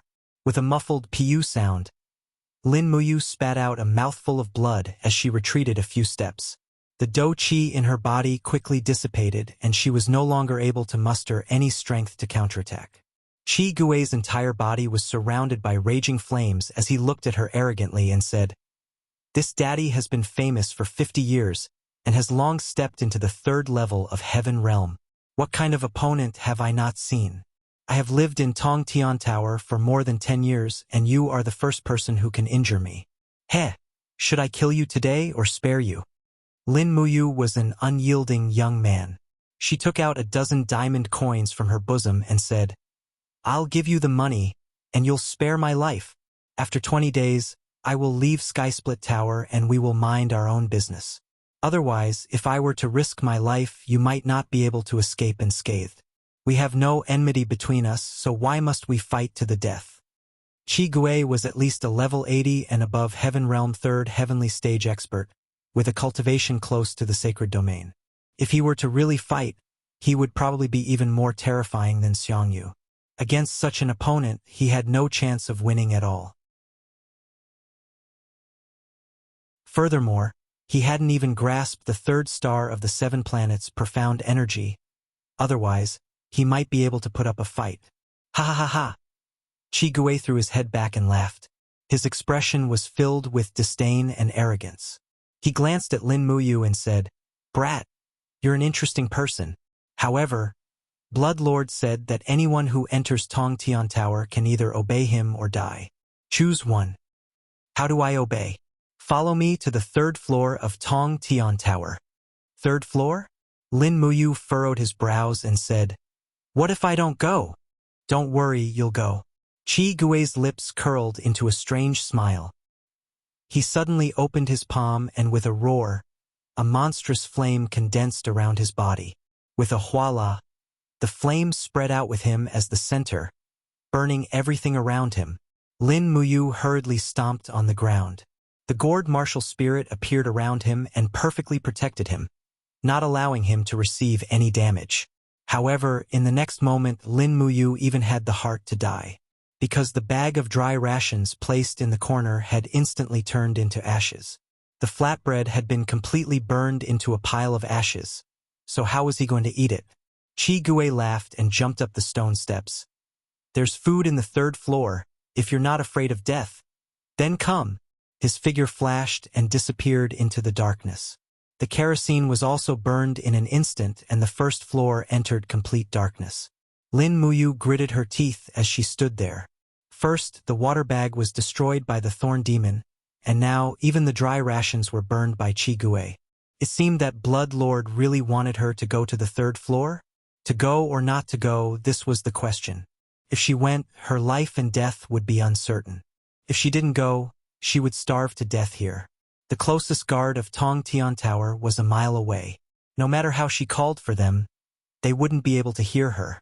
Moreover, the emperor had already ordered that no matter what happened in Tongtian Tower, the people outside were not allowed to provide any help. Otherwise, they wouldn't be exiled from Tongtian Tower. When he sat down, his stomach was already growling. Lin Muyu frowned. If she continued to starve, it would only get worse. As her stamina drained, her do-chi would also become weaker. Rather than that, it would be better to go to the 3rd floor to find that bloodlord and see what he wanted to do. Moreover, the earlier she went, the more powerful her stamina and do-chi would be. Thus, she made up her mind. Sitting cross-legged, she used close to an hour to circulate the Forging Dragon Bone Remnant Scroll 72 times. Her stamina and do-chi had also recovered to their peak. She should be able to use the 1st and 2nd element of the 7 planets' profound energy a few more times. Let's go. Holding the burning prairie sword in her hand, she lightly spat out energy. Immediately, the sword lit up the surroundings. It was already close to dawn. Sha. Stepping on the stone steps, she walked up to the 2nd floor. This place was still deathly silent. In the distance were the skeletons of the dead. She turned around the corridor and the stone steps to the 3rd floor appeared in front of her. However, to enter the 3rd floor, she had to pass through a blood-red barrier. Spreading out her spirit pulse technique, she could clearly feel that the barrier was only 2 meters away. Lin Muyu shook the tip of the sword and activated the power of the fire sword. Instantly, the true dragon essence fire lingered around the long sword and the dragon flame spiral break was quickly blasted over. Bang! The powerful true dragon's penetrating power directly pierced a big hole in the barrier. Without thinking, she followed the burning prairie sword into the 3rd floor. Her body was surrounded by the gourd walls and she had already entered her peak battle state. Suddenly, her eyes lit up. The 3rd floor was actually lit up with glass lamps. Furthermore, Qi Gui was smiling at her with his arms crossed. "Brat, you're finally here." Lin Muyu's eyes turned cold. "Qi Gui, what the hell are you trying to do? Where is that bloodlord?" "I'm here." An indifferent voice sounded behind her. The next moment, Lin Muyu couldn't move at all. A tyrannical domain power had already formed a pressure on her. Another sacred domain expert. Pow, pow. Waves of battle energy exploded around her like a white pear blossoming. Lin Muyu tried her best to control her body to resist the pressure. She even activated the true dragon essence fire, but it still didn't work. She gritted her teeth and roared angrily, activating the chaos of the common life. For a moment, the overbearing and vigorous 7 luminaries' profound energy rushed through her meridians and dissolved at least half of the pressure. He slowly turned around and looked at the Blood Lord with a cold gaze. However, he realized that the Blood Lord was wearing a red robe and was actually sitting on a black bear. He didn't even have legs. "Why, are you surprised?" The Blood Lord lifted his cloak and revealed an old face. His eyes were as sharp as an eagle's, as if he could see through Lin Muyu's thoughts. He smiled. "What kind of monster do you think I am?" Lin Muyu looked at the black bear that the Blood Lord was sitting on. The bear's body was extremely huge and as heavy as a tank. Moreover, there were a total of 12 golden lines and 18 lines on its forehead. This was a spiritual beast black bear that was 12,800 years old. The Blood Lord was indeed not an ordinary person. Otherwise, how could he possibly control a spiritual beast that was more than 10,000 years old? Xiao He was caught in the dragon-seeking forest 70 years ago. The Blood Lord stroked the black bear's head with his old palm and smiled. "He's very obedient. When I first met him, Qin Jin hadn't even been born yet. Now he's already sitting on the throne. There's a drastic change on the mainland every few decades, but the Qin family has always been able to sit on the throne. It's really puzzling."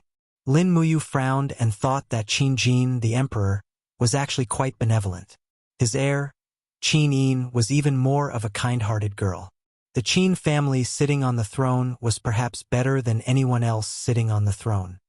"It looks like you've already developed feelings for Qin Yin." The Blood Lord's eagle eyes stared at Lin Muyu as if he could see through all of his thoughts. He laughed in a trembling voice. Since ancient times, being sentimental is troublesome. Young man, love is a double-edged sword. If you fall deeply into it, you'll only be the one who suffers. As a man of indomitable spirit, you should be able to ride on an iron horse and establish immortal achievements. Who exactly are you? Lin Muyu shouted in a low voice. How can you see through my thoughts? He tried his best to restrain his thoughts. He must not continue to expose his inner thoughts. At the same time, he extended the spirit pulse technique. Immediately, waves of mysterious spiritual power spread around his body. In the depths of his Ihai, the power of the spirit pulse technique detected an external spiritual power. It seemed to be the Blood Lord's mind-reading ability. At this moment, the Blood Lord's spiritual power attacked his Ihai. In an instant, the depths of his Ihai were filled with waves. The Blood Lord's spiritual power was like a gust of wind that set off waves that were tens of thousands of feet high. These waves rushed towards the sky as if they were possessed and were about to occupy the entire Ihai. Once the Ihai was occupied by the Blood Lord's spiritual power, what would that mean? Perhaps, his entire body would already be under his control. Lin Muyu hurriedly used all of his spiritual power to enter his Ihai. In the next moment, he had already appeared in the Ihai. He was still dressed in the Divine Temple's battle robe. He held the burning prairie sword in his hand and raised his palm. His doqi exploded in the air and immediately suppressed the towering waves. After all, he was in his Ihai and this place belonged to him. However, the Blood Lord still did not seem to be willing to give up. The invisible spiritual power quickly urged the second attack. More and stronger waves once again rose to the sky. Lin Muyu stood majestically in the air of his Ihai. He gritted his teeth and roared as he raised his right arm and shouted, "Two luminaries' demonic dance!" Waves of demonic power surged into the long sword. The burning prairie sword quickly turned into a long sword that could reach the sky. It slashed down with the power of the two luminaries' demonic dance. With a bang, the waves surged and forcefully pushed the Blood Lord's spiritual power back. This time, the power of the two luminaries' demonic dance was very strong. It seemed that even the 7 luminaries' demon emperor who was sleeping in the depths of his Ihai was angry. After all, he treated this place as his home. Now, there was another person who wanted to move in. Unknowingly, Lin Muyu and the 7 luminaries' demon emperor teamed up for the first time.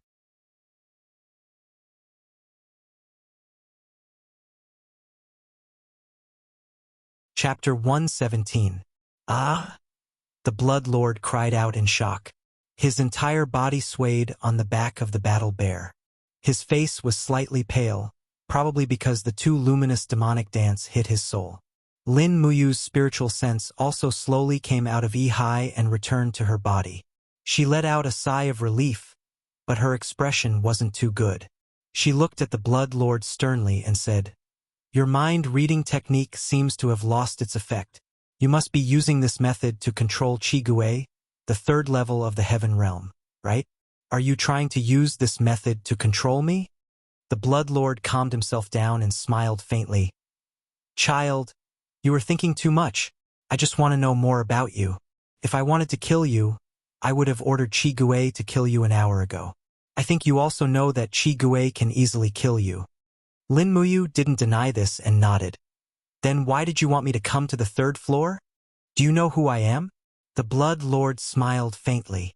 "Who? My name is Qin Hong. I am the younger brother of the current emperor, Qin Jin's grandfather." "What, you don't believe me?" The Blood Lord smiled faintly and suddenly raised his palm. Suddenly, a golden chain appeared in his palm. It was the God-binding lock. There was no stronger proof than this. Lin Muyu was secretly shocked. "Since you are from the Qin family, why are you imprisoned here?" The Blood Lord sneered. "Because of a mistake. I mobilized 300,000 soldiers from Tongtian province and planned to take over Lanyan City to become the emperor. Unfortunately, time was not on my side. The rebellion failed and I was exiled to this Tongtian tower. Kid, I just went into your Ihai and understood some things. You don't belong to this world. Do you want to go back to your original world? Lin Muyu was stunned. He came from another world and no one would believe him if he told them about it. However, the Bloodlord had the ability to read minds and he could do it. Looking at Lin Muyu's stunned expression, Bloodlord couldn't help but smile and said, "Your father, Lin Shun, must be very concerned about you right now, right? Besides, your original world was so colorful. You could run freely in the game, have brotherly love, and have colorful nightlife. That beautiful female DJ called Susan from Soho Bar might still be talking about you every day. Are you really willing to part with her? Don't you want to go back?" "I want to," he said in a low voice. Bloodlord laughed and said, "I do have a way that might allow you to cross dimensions and return to your original world. I just want to ask, are you willing to accept my help?" Lin Muyu immediately gathered his thoughts and continued to make a defensive posture in his I-Hai using the Spirit Pulse technique. He did not want Bloodlord to enter his I-Hai to continue reading his thoughts. He smiled and said, "What benefits will it bring you if you help me return to my original world?" "There's no need for benefits. I've been in this Tong Tian Tower for almost 100 years. What else can't I let go of? As long as I can help you, I'm very happy." Bloodlord spread his hands and looked like he was doing charity. Lin Muyu was completely on her guard now. It was unreasonable to help others for no reason, let alone someone like the Bloodlord. He was willing to kill his own brother for the throne. Such a person would definitely not help others for no reason. "Then tell me," Lin Muyu said lightly. Bloodlord caressed Warbear's head and said with a smile, "It's useless to say more. You'd better follow me to the top of the tower. Don't you want to see what's so special about the upper floors after entering the Tower of Babel?" Lin Muyu nodded. "Please lead the way. Little Black, let's go." Warbear roared and carried Bloodlord up to the 4th floor. Lin Muyu held the burning prairie sword and followed up cautiously. Chi Gue cupped his fist and walked at the back, as if he was afraid that Lin Muyu would suddenly attack Bloodlord. The 4th floor was empty. There was nothing. The 5th floor was the same. The 6th floor was the same. Just like that, they climbed up floor by floor.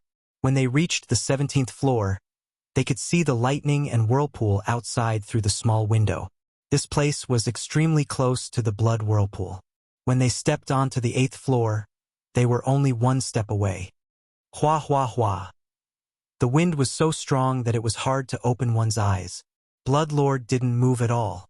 He had already released his territory to resist any invasion.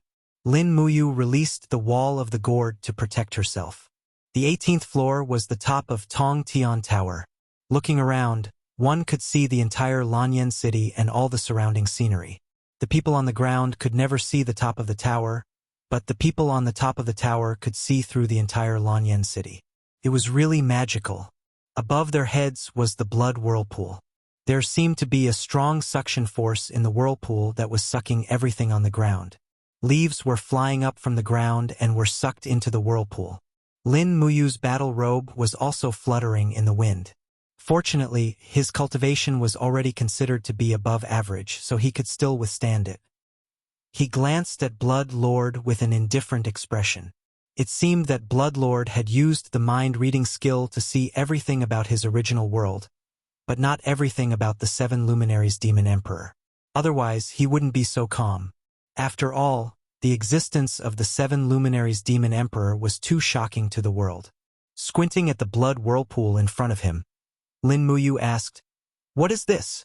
"Plane crack." Bloodlord smiled. "There is only one such crack in the world. You can reach another completely different plane after jumping through it. That's why I brought you here. Your world may be behind this demon eye, but you still need to wait a little longer." "Why?" Lin Muyu asked. "Because the plane behind this plane crack changes every 100 years. Now, the world behind the crack is the heavenly realm." "The heavenly realm?" Lin Muyu was stunned. "In other words, the heavenly realm." Bloodlord looked up and smiled. "The world of the Great Way is ever-changing. There are many people in the mortal world who only pursue immortality, but immortality is not attainable. The mortal body can't withstand the impact of the time sand of crossing planes. Child, there are only two ways for you to return to your original world. One is to become a god through cultivation. After stepping into the godly state, you can cross planes with your own strength. However, with your talent, I estimate that you will need at least a few hundred years of hard cultivation to step into the godly state. By then, your family will have died, so there's no point in going back. The other way is to cross the plane in front of you by force and enter the heavenly realm to quickly cultivate and become a god. Lin Muyu was stunned. She smiled. If the heavenly realm is behind the plane crack, why don't you and Qi Gui go there? Blood Lord sighed. My legs have been cut off, so I can't regrow them. Xiao He is a beast, so he can't enter the heavenly realm. Qi Gui is even simpler. He is a mercenary king whose hands are stained with blood. His sins are too heavy. The time sand will definitely crush him into pieces. However, child, you are innocent and your body is the bloodline of a real dragon. You have the strongest physique in the world. The time sand won't be able to destroy your body, so you are the best candidate to enter the heavenly realm. Really? Yes. The Blood Lord raised his hand, and an invisible force spread out. Suddenly, the bloody vortex in front of him slowly dispersed the blood qi, and the scenery on the other side of the crack also slowly emerged. It was a beautiful picture. There was a lush green jungle, and there were mountains floating above it. On the mountains, there were many spirit palaces, crowned cranes, and auspicious clouds lingering. One could even see celestials flying between the mountains, riding on the clouds and mist from afar. This is the heavenly realm. Lin Muyu's eyes widened. She was a little dazed. She thought that the scenery was really good. The 3D image was really amazing. Yes, this is the heavenly realm. Blood Lord smiled. The process of you passing through the time sand will take about 15 minutes. With your bloodline of a real dragon, you will definitely be able to withstand it. If you want to become an expert that enters the godly state, then you don't have to hesitate anymore. However, I won't force you. If you are timid and only want to stay in the Shattered Cauldron Realm mainland, I won't blame you. At this moment, the 7 luminaries' demon emperor's mocking laughter suddenly came from the depths of Lin Muyu's heart. Ha, this old bastard, he actually thinks he can deceive me like this? Lin Muyu, if you want to die, then go over. I guarantee that you will die a horrible death. Why? Lin Muyu asked using his Yi. The 7 luminaries' demon emperor's voice was very sharp. What is on the other side of this space fissure, you will know once you pass through it with your spiritual sense.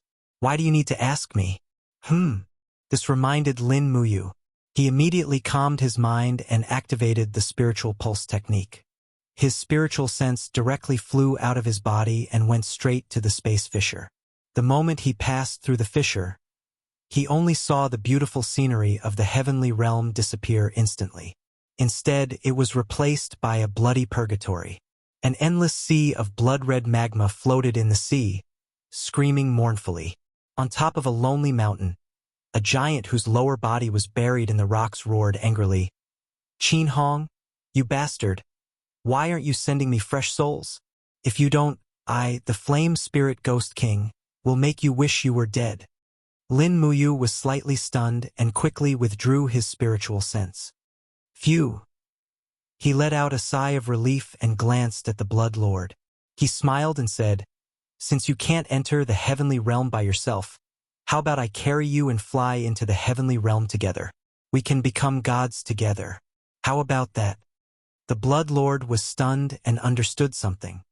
He laughed and said, Sure enough, I can't fool you. That's right, behind the space fissure is actually the 11th level of purgatory. It is guarded by the Flame Spirit Ghost King. The Flame Spirit Ghost King needs fresh souls for his cultivation, so I sent most of the people who entered the Tower of Babel there. He will give me the lifespan I need. As for you, you are a little special, you actually didn't fall for it. As he said, the Blood Lord raised his palm and his battle energy revolved. He said, Since you are not willing to enter, then I will personally send you in. Lin Muyu let out a low shout and activated the wall of the gourd.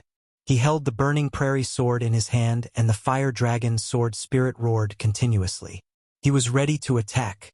At that instant, the 7 brilliance demon monarchs spoke in Lin Muyu's will see all of a sudden. Lin Muyu, don't die for nothing. Listen to me and jump into the crack of the plane. I'll help you defeat the fire essence ghost emperor. You can defeat the flame spirit ghost king? Lin Muyu asked. The 7 luminaries demon emperor couldn't hide the contempt in his voice. In the words of your world, a trash like the flame spirit ghost king isn't even fit to carry my shoes.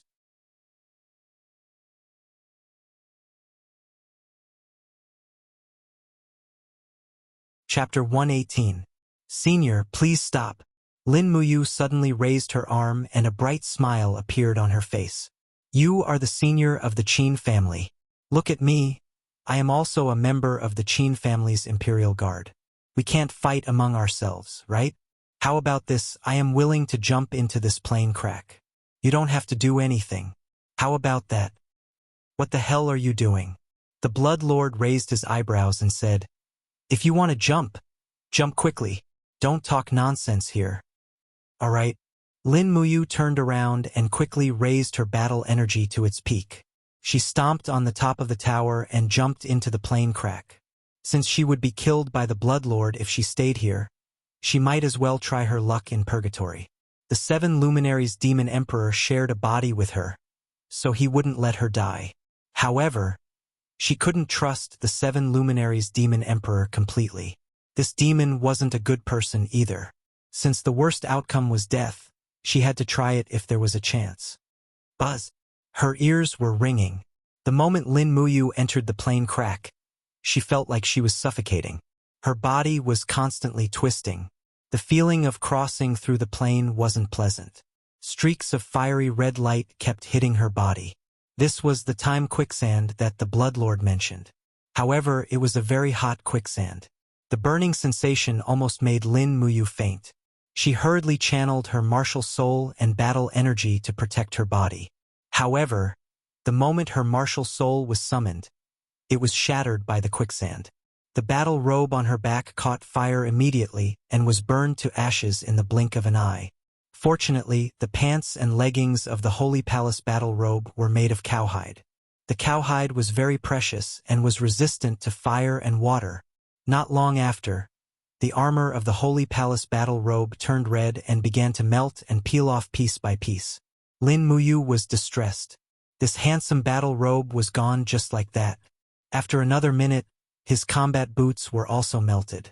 He could only fly barefoot in the quicksand, following the airwaves. His upper body was completely exposed.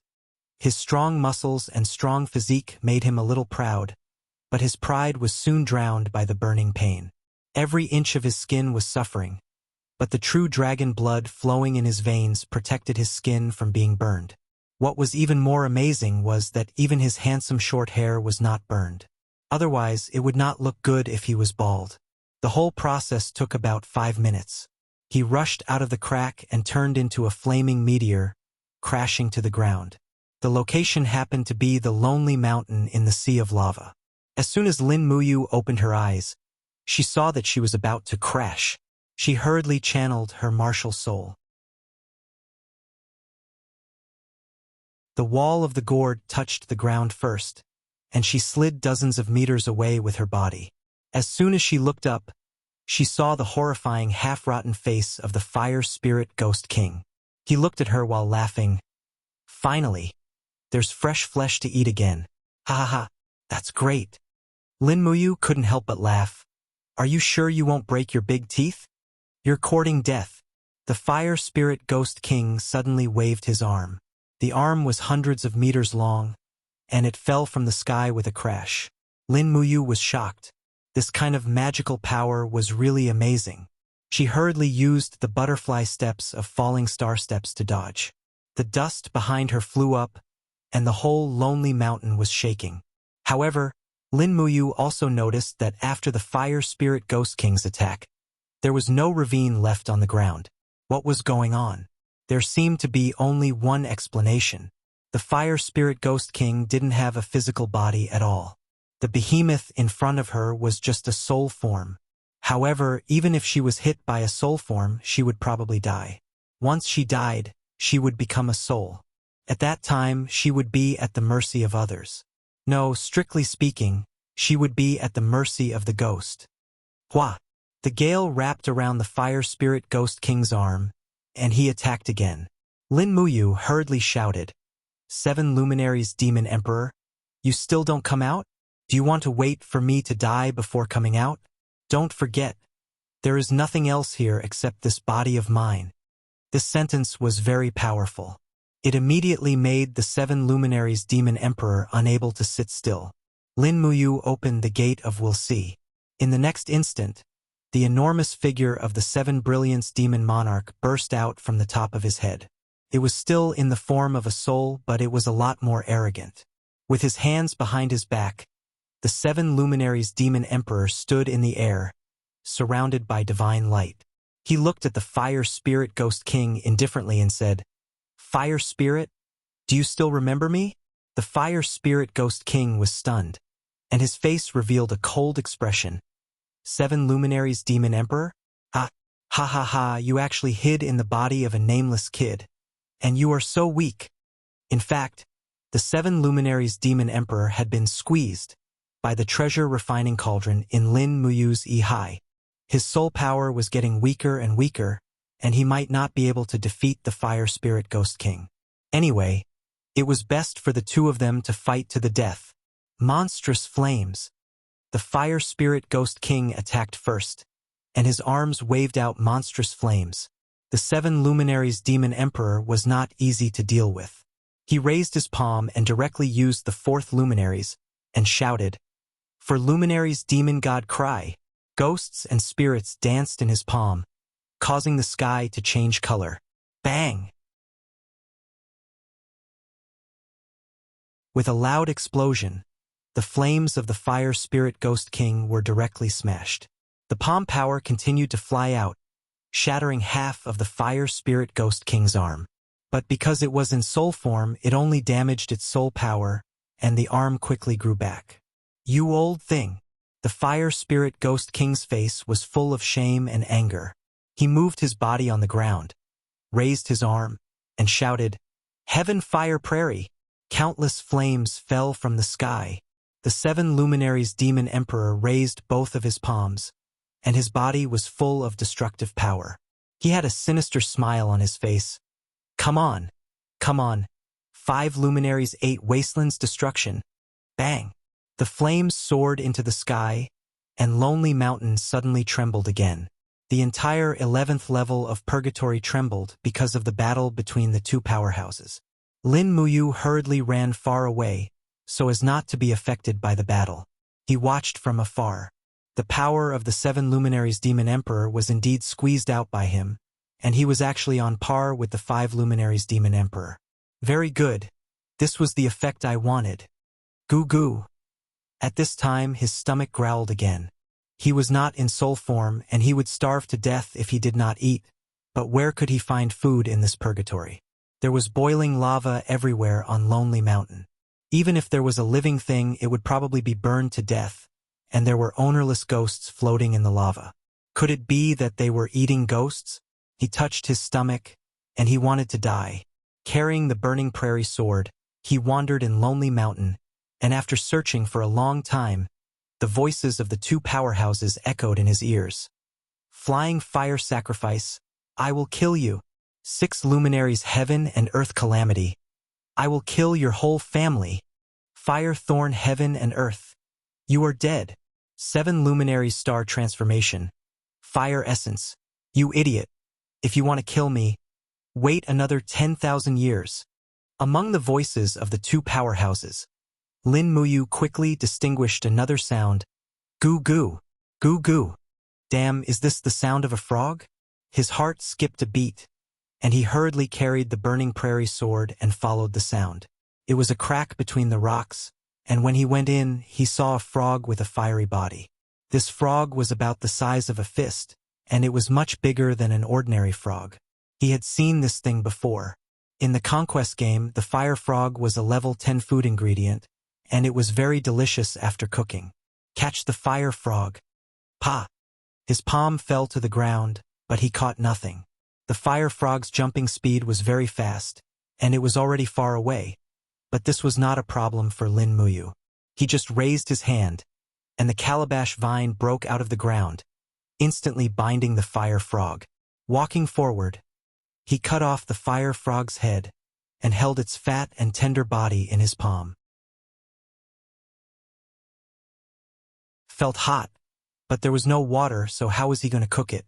And this was a very serious problem. Without water, how was he going to survive? At this moment, the stones on the ground not far away suddenly began to tremble, and in the next moment, with a pa sound, a white arrow of water rushed out of the ground, and it was boiling hot water. For a moment, Lin Muyu was overjoyed. It was an underground spring. Too lucky, there was actually an underground spring in this kind of place. There was simply no such thing as a dead end. He happily took off his leg. Because the material was impervious to water and fire, he directly took some underground spring water and found some branches that had dried up for tens of thousands of years to make a bonfire. He wrapped the leather into the shape of a pot and placed it on top to cook. Then he caught 2 fire frogs, removed the skin, and threw the 3 fire frogs into the pot to cook. At this time, he couldn't go for seasonings like green onions and coriander, and there wasn't even any oil. It was already good enough to fill his stomach. Not long after, the water began to boil again, and the meat of the fire frog emitted a faint fragrance. In the distance, the souls of the 7 luminaries Demon Emperor and the Fire Spirit Ghost King were still fighting. The starlight shot into the sky, looking extremely dazzling, but it would still take some time to kill the Fire Spirit Ghost King. Lin Muyu couldn't be bothered with these 2 crazy people, and minded his own business eating the fire frogs. 3 fire frogs were enough, and after eating he was already full. He patted his bulging stomach, drank some soup, and rested on the hot rock for a while. He felt that there was no longer anything he wanted to pursue in life. But at this moment, a burning sensation suddenly came from his stomach. What's going on? He frowned. Could it be a stomachache? At this moment, Lulu flew out and said, "Brother, you ate too much fire frog meat. This meat is pure fire attribute. You can't eat the fire frog meat without getting rid of the fire." "Damn," Lin Muyu asked. "Lulu, how do I get rid of the fire?" Lulu's little face instantly turned red. Although Lulu is very willing to serve brother. But Lulu doesn't have a real body. Besides, Lulu's body is so small. I'm afraid it won't fit brother's size. I'm not talking about this fire, brother, you're too evil. Lulu said to get rid of the fire energy, brother, you're thinking too much. Lin Muyu's face darkened. Looking at this beautiful elf officer acting coquettishly, she couldn't help but say, "Damn, I only said 1 sentence, and you actually filled in so much. I have to give it to you. Lulu, you better tell me how to get rid of the fire. My stomach feels like it's burning up." Lulu looked around and said, "Brother, look at the spiritual light on the surface of the lava. It's actually spiritual energy scattered by souls. Because ghosts are of the Yin attribute, if brother can refine the spiritual light, you should be able to adjust the heat energy in your body." Okay?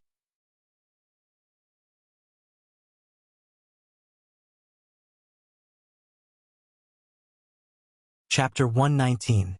Late at night, starlight shone on the Grand Duke's residence in Seven Seas City. The glazed tiles reflected the starlight in the sky. Tuck, tuck, tuck. A horse galloped in, and a graceful figure rode into the residence. 2 guards immediately went up to her. "Who is it? How dare you trespass the Duke of Seven Seas' residence?" The girl on the horse lifted her cloak, revealing an elegant and refined face. It was Tang Xiaoxi. "Ah, it's Princess Shi." The 2 guards hurriedly bowed respectfully and said, "Why did Princess Shi return to Seven Seas City so late?"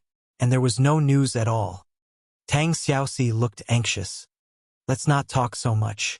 Where is Grandpa?" "Duke Lan is resting in his residence." "Bring me there." "Yes." After passing through the pavilion, they arrived at Duke Kanglin's residence. This place didn't seem luxurious at all. It was just an extremely ordinary wooden house, sitting alone by the lake. There was still light inside. Tang Lan was wearing a duke's brocade robe, and he was reading a book on military strategy. His beard and hair had already turned white, and his old face looked a little tired. Dong dong. With a knock on the door, Tang Xiaoxi said from outside, "Grandpa, are you asleep? Xiao Shi is back." Tang Lan's heart instantly trembled. He put down the book in his hand, stood up and went straight to the door. When he opened the door, he saw Tang Xiaoxi standing under the moonlight. He couldn't help but smile. "Xiao Shi, why did you return to Seven Seas City so late? You should have told Grandpa in advance." Tang Xiaoxi immediately held Tang Lan's arm and said with a smile, "Didn't I want to give Grandpa a surprise?" "Really?" Tang Lan squinted his eyes and said with a smile, "I'm afraid it's not just a surprise. You returned to Seven Seas City for Lin Muyu, right?" "Ah!" Tang Xiaoxi was taken aback. She opened her mouth wide and smiled shyly. "So Grandpa has guessed it?" Tang Lan looked at her precious granddaughter very gently and said with a smile, "Humph. I also have a lot of spies in Lanyan City. Okay? I already know that you are friends with that boy named Lin Muyu. Sai, granddaughter has grown up and is looking for a husband. As your grandfather, should I prepare a betrothal gift for you as soon as possible?" "Grandpa," Tang Xiaoxi frowned and said, "It doesn't matter if it's a betrothal gift or not. I'm worried that he's about to die in Tong Tian Tower. This brat destroyed the nurturing hall, killed several members of the Imperial Guard, and injured an officer of the nurturing hall. This punishment is enough for him to die 7 or 8 times over. Exiling him to Skysplit Tower is already the lightest punishment." Tang Lan's eyes turned cold. "Moreover, Divine Marquis Zhang Yifan also wants to kill Lin Muyu. If we, the Seven Seas Tang sect, don't get involved if we can." Tang Xiaoxi pursed her red lips and tears filled her eyes. "Grandpa, do you only care about power and weight?" "Xiao Shi likes Lin Muyu, don't you know that?" Tang Lan was also stunned. His gaze became gentle as he caressed his granddaughter's hair. "Xiao Shi, it wasn't easy for our Tang sect to have such a foundation in Seven Seas City. You should know how much Grandpa has sacrificed. Although we can be said to have a strong army, we definitely don't have the power to go against Divine Marquis Zhang Yifan. He is the world's #1 military god." "Grandpa!" Tang Xiaoxi bit her lips and her eyes turned red. "If you don't plead for Lin Muyu, Xiao Shi will regret it for the rest of her life. Grandpa, can't you help me just this once?" Tang Lan took a deep breath. He really couldn't dissuade her grandpa. "All right then, go pack your luggage. Tomorrow morning, Grandpa will accompany you to Lanyan City to meet the Emperor. Is that okay?" "Yes, thank you, Grandpa." The girl's tears turned into a smile. "Hurry up and go to sleep. We still have a long journey tomorrow. I'll ask the servants to prepare something delicious for you." "Yes, yes." Watching Tang Xiaoxi leave happily, Tang Lan sighed. Looking at the faint light in the night, he said indifferently, "Silly child, a lifetime is long. It's not that hard to forget someone." At this time, in purgatory, the person Tang Xiaoxi was worried about was unaware of the situation. He was still happily refining the spiritual fire. The huge crafting cauldron opened. Lin Muyu raised his battle chi and absorbed the spiritual light on the surface of the surrounding magma. Not long after, he absorbed hundreds of spiritual lights and gathered them together. Then he began to refine them. The cauldron trembled slightly and spat out the 3rd layer of earth fire.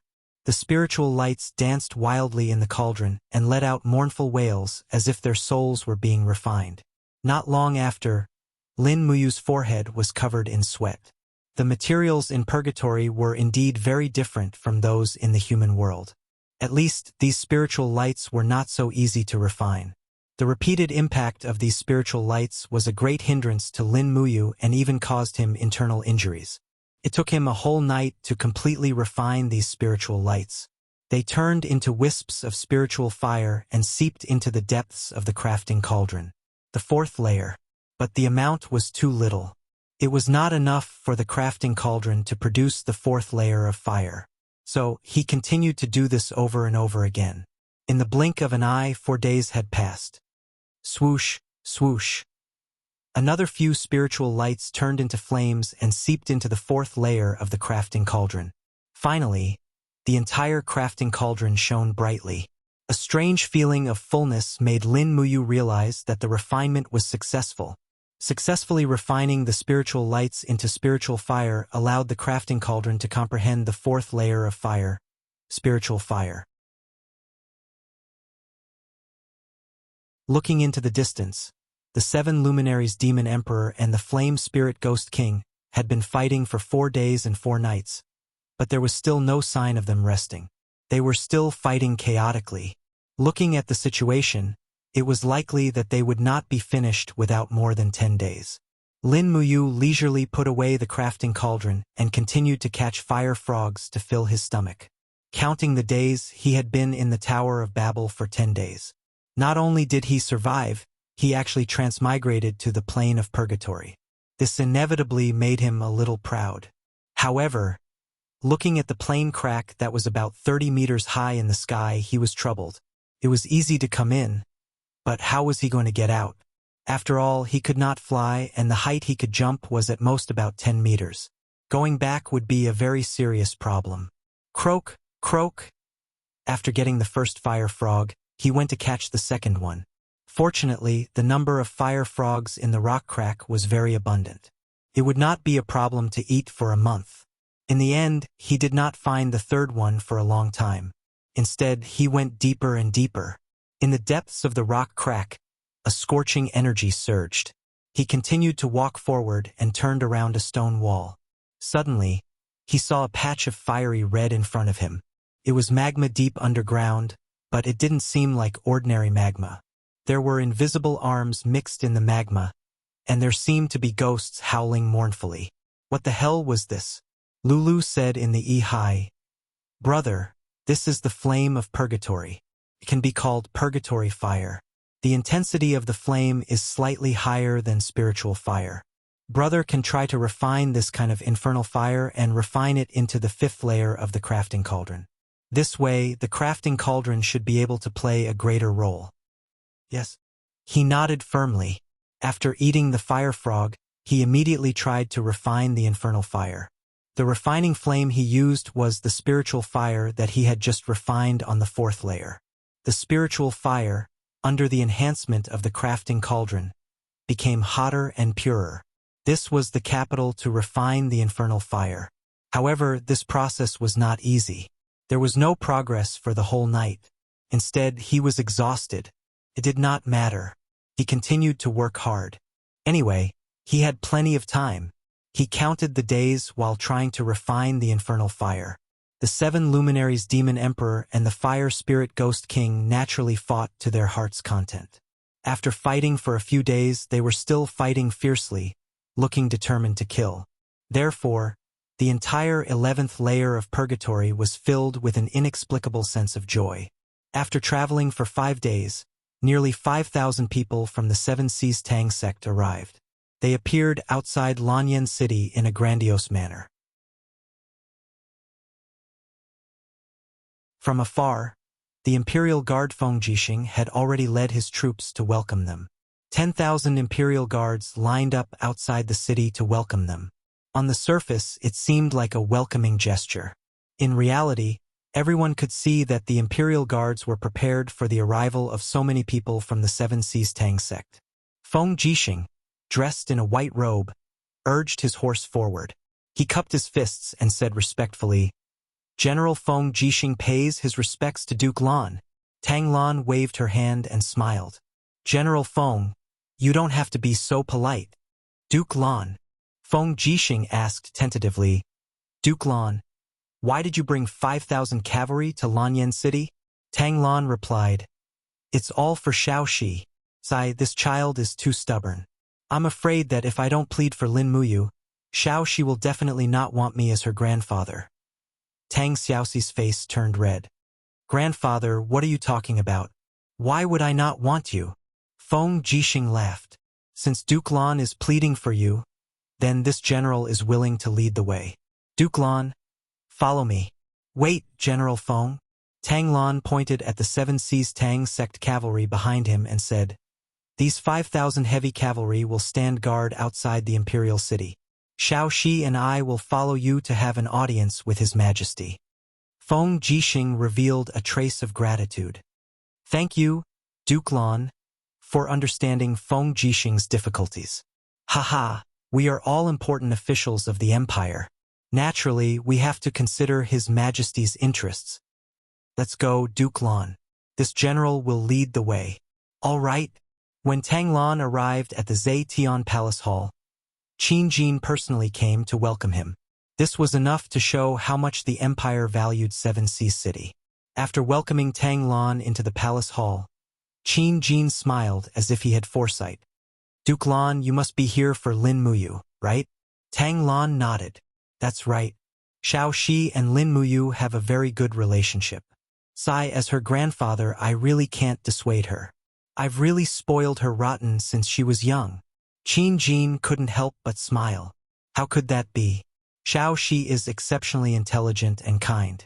This is a good thing.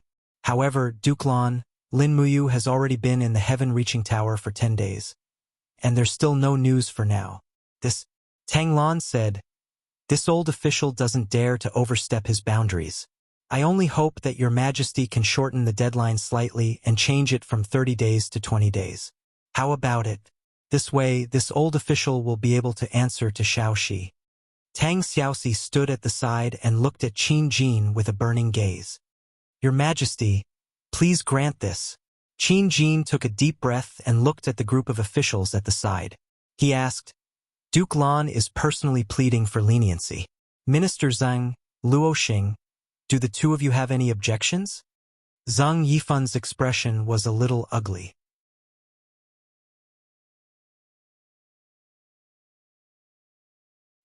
He cupped his fists and said, "This old official will listen to Your Majesty's decision."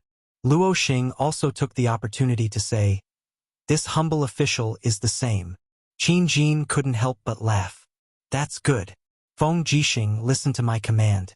Open the heaven-reaching tower's gates in 10 days.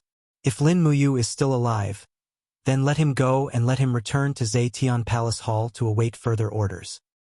"Many thanks, Your Majesty." Feng Jixing was overjoyed. Qin Jin turned around with a look of joy on his face. With this, he would be able to answer to his daughter, Qin Yin.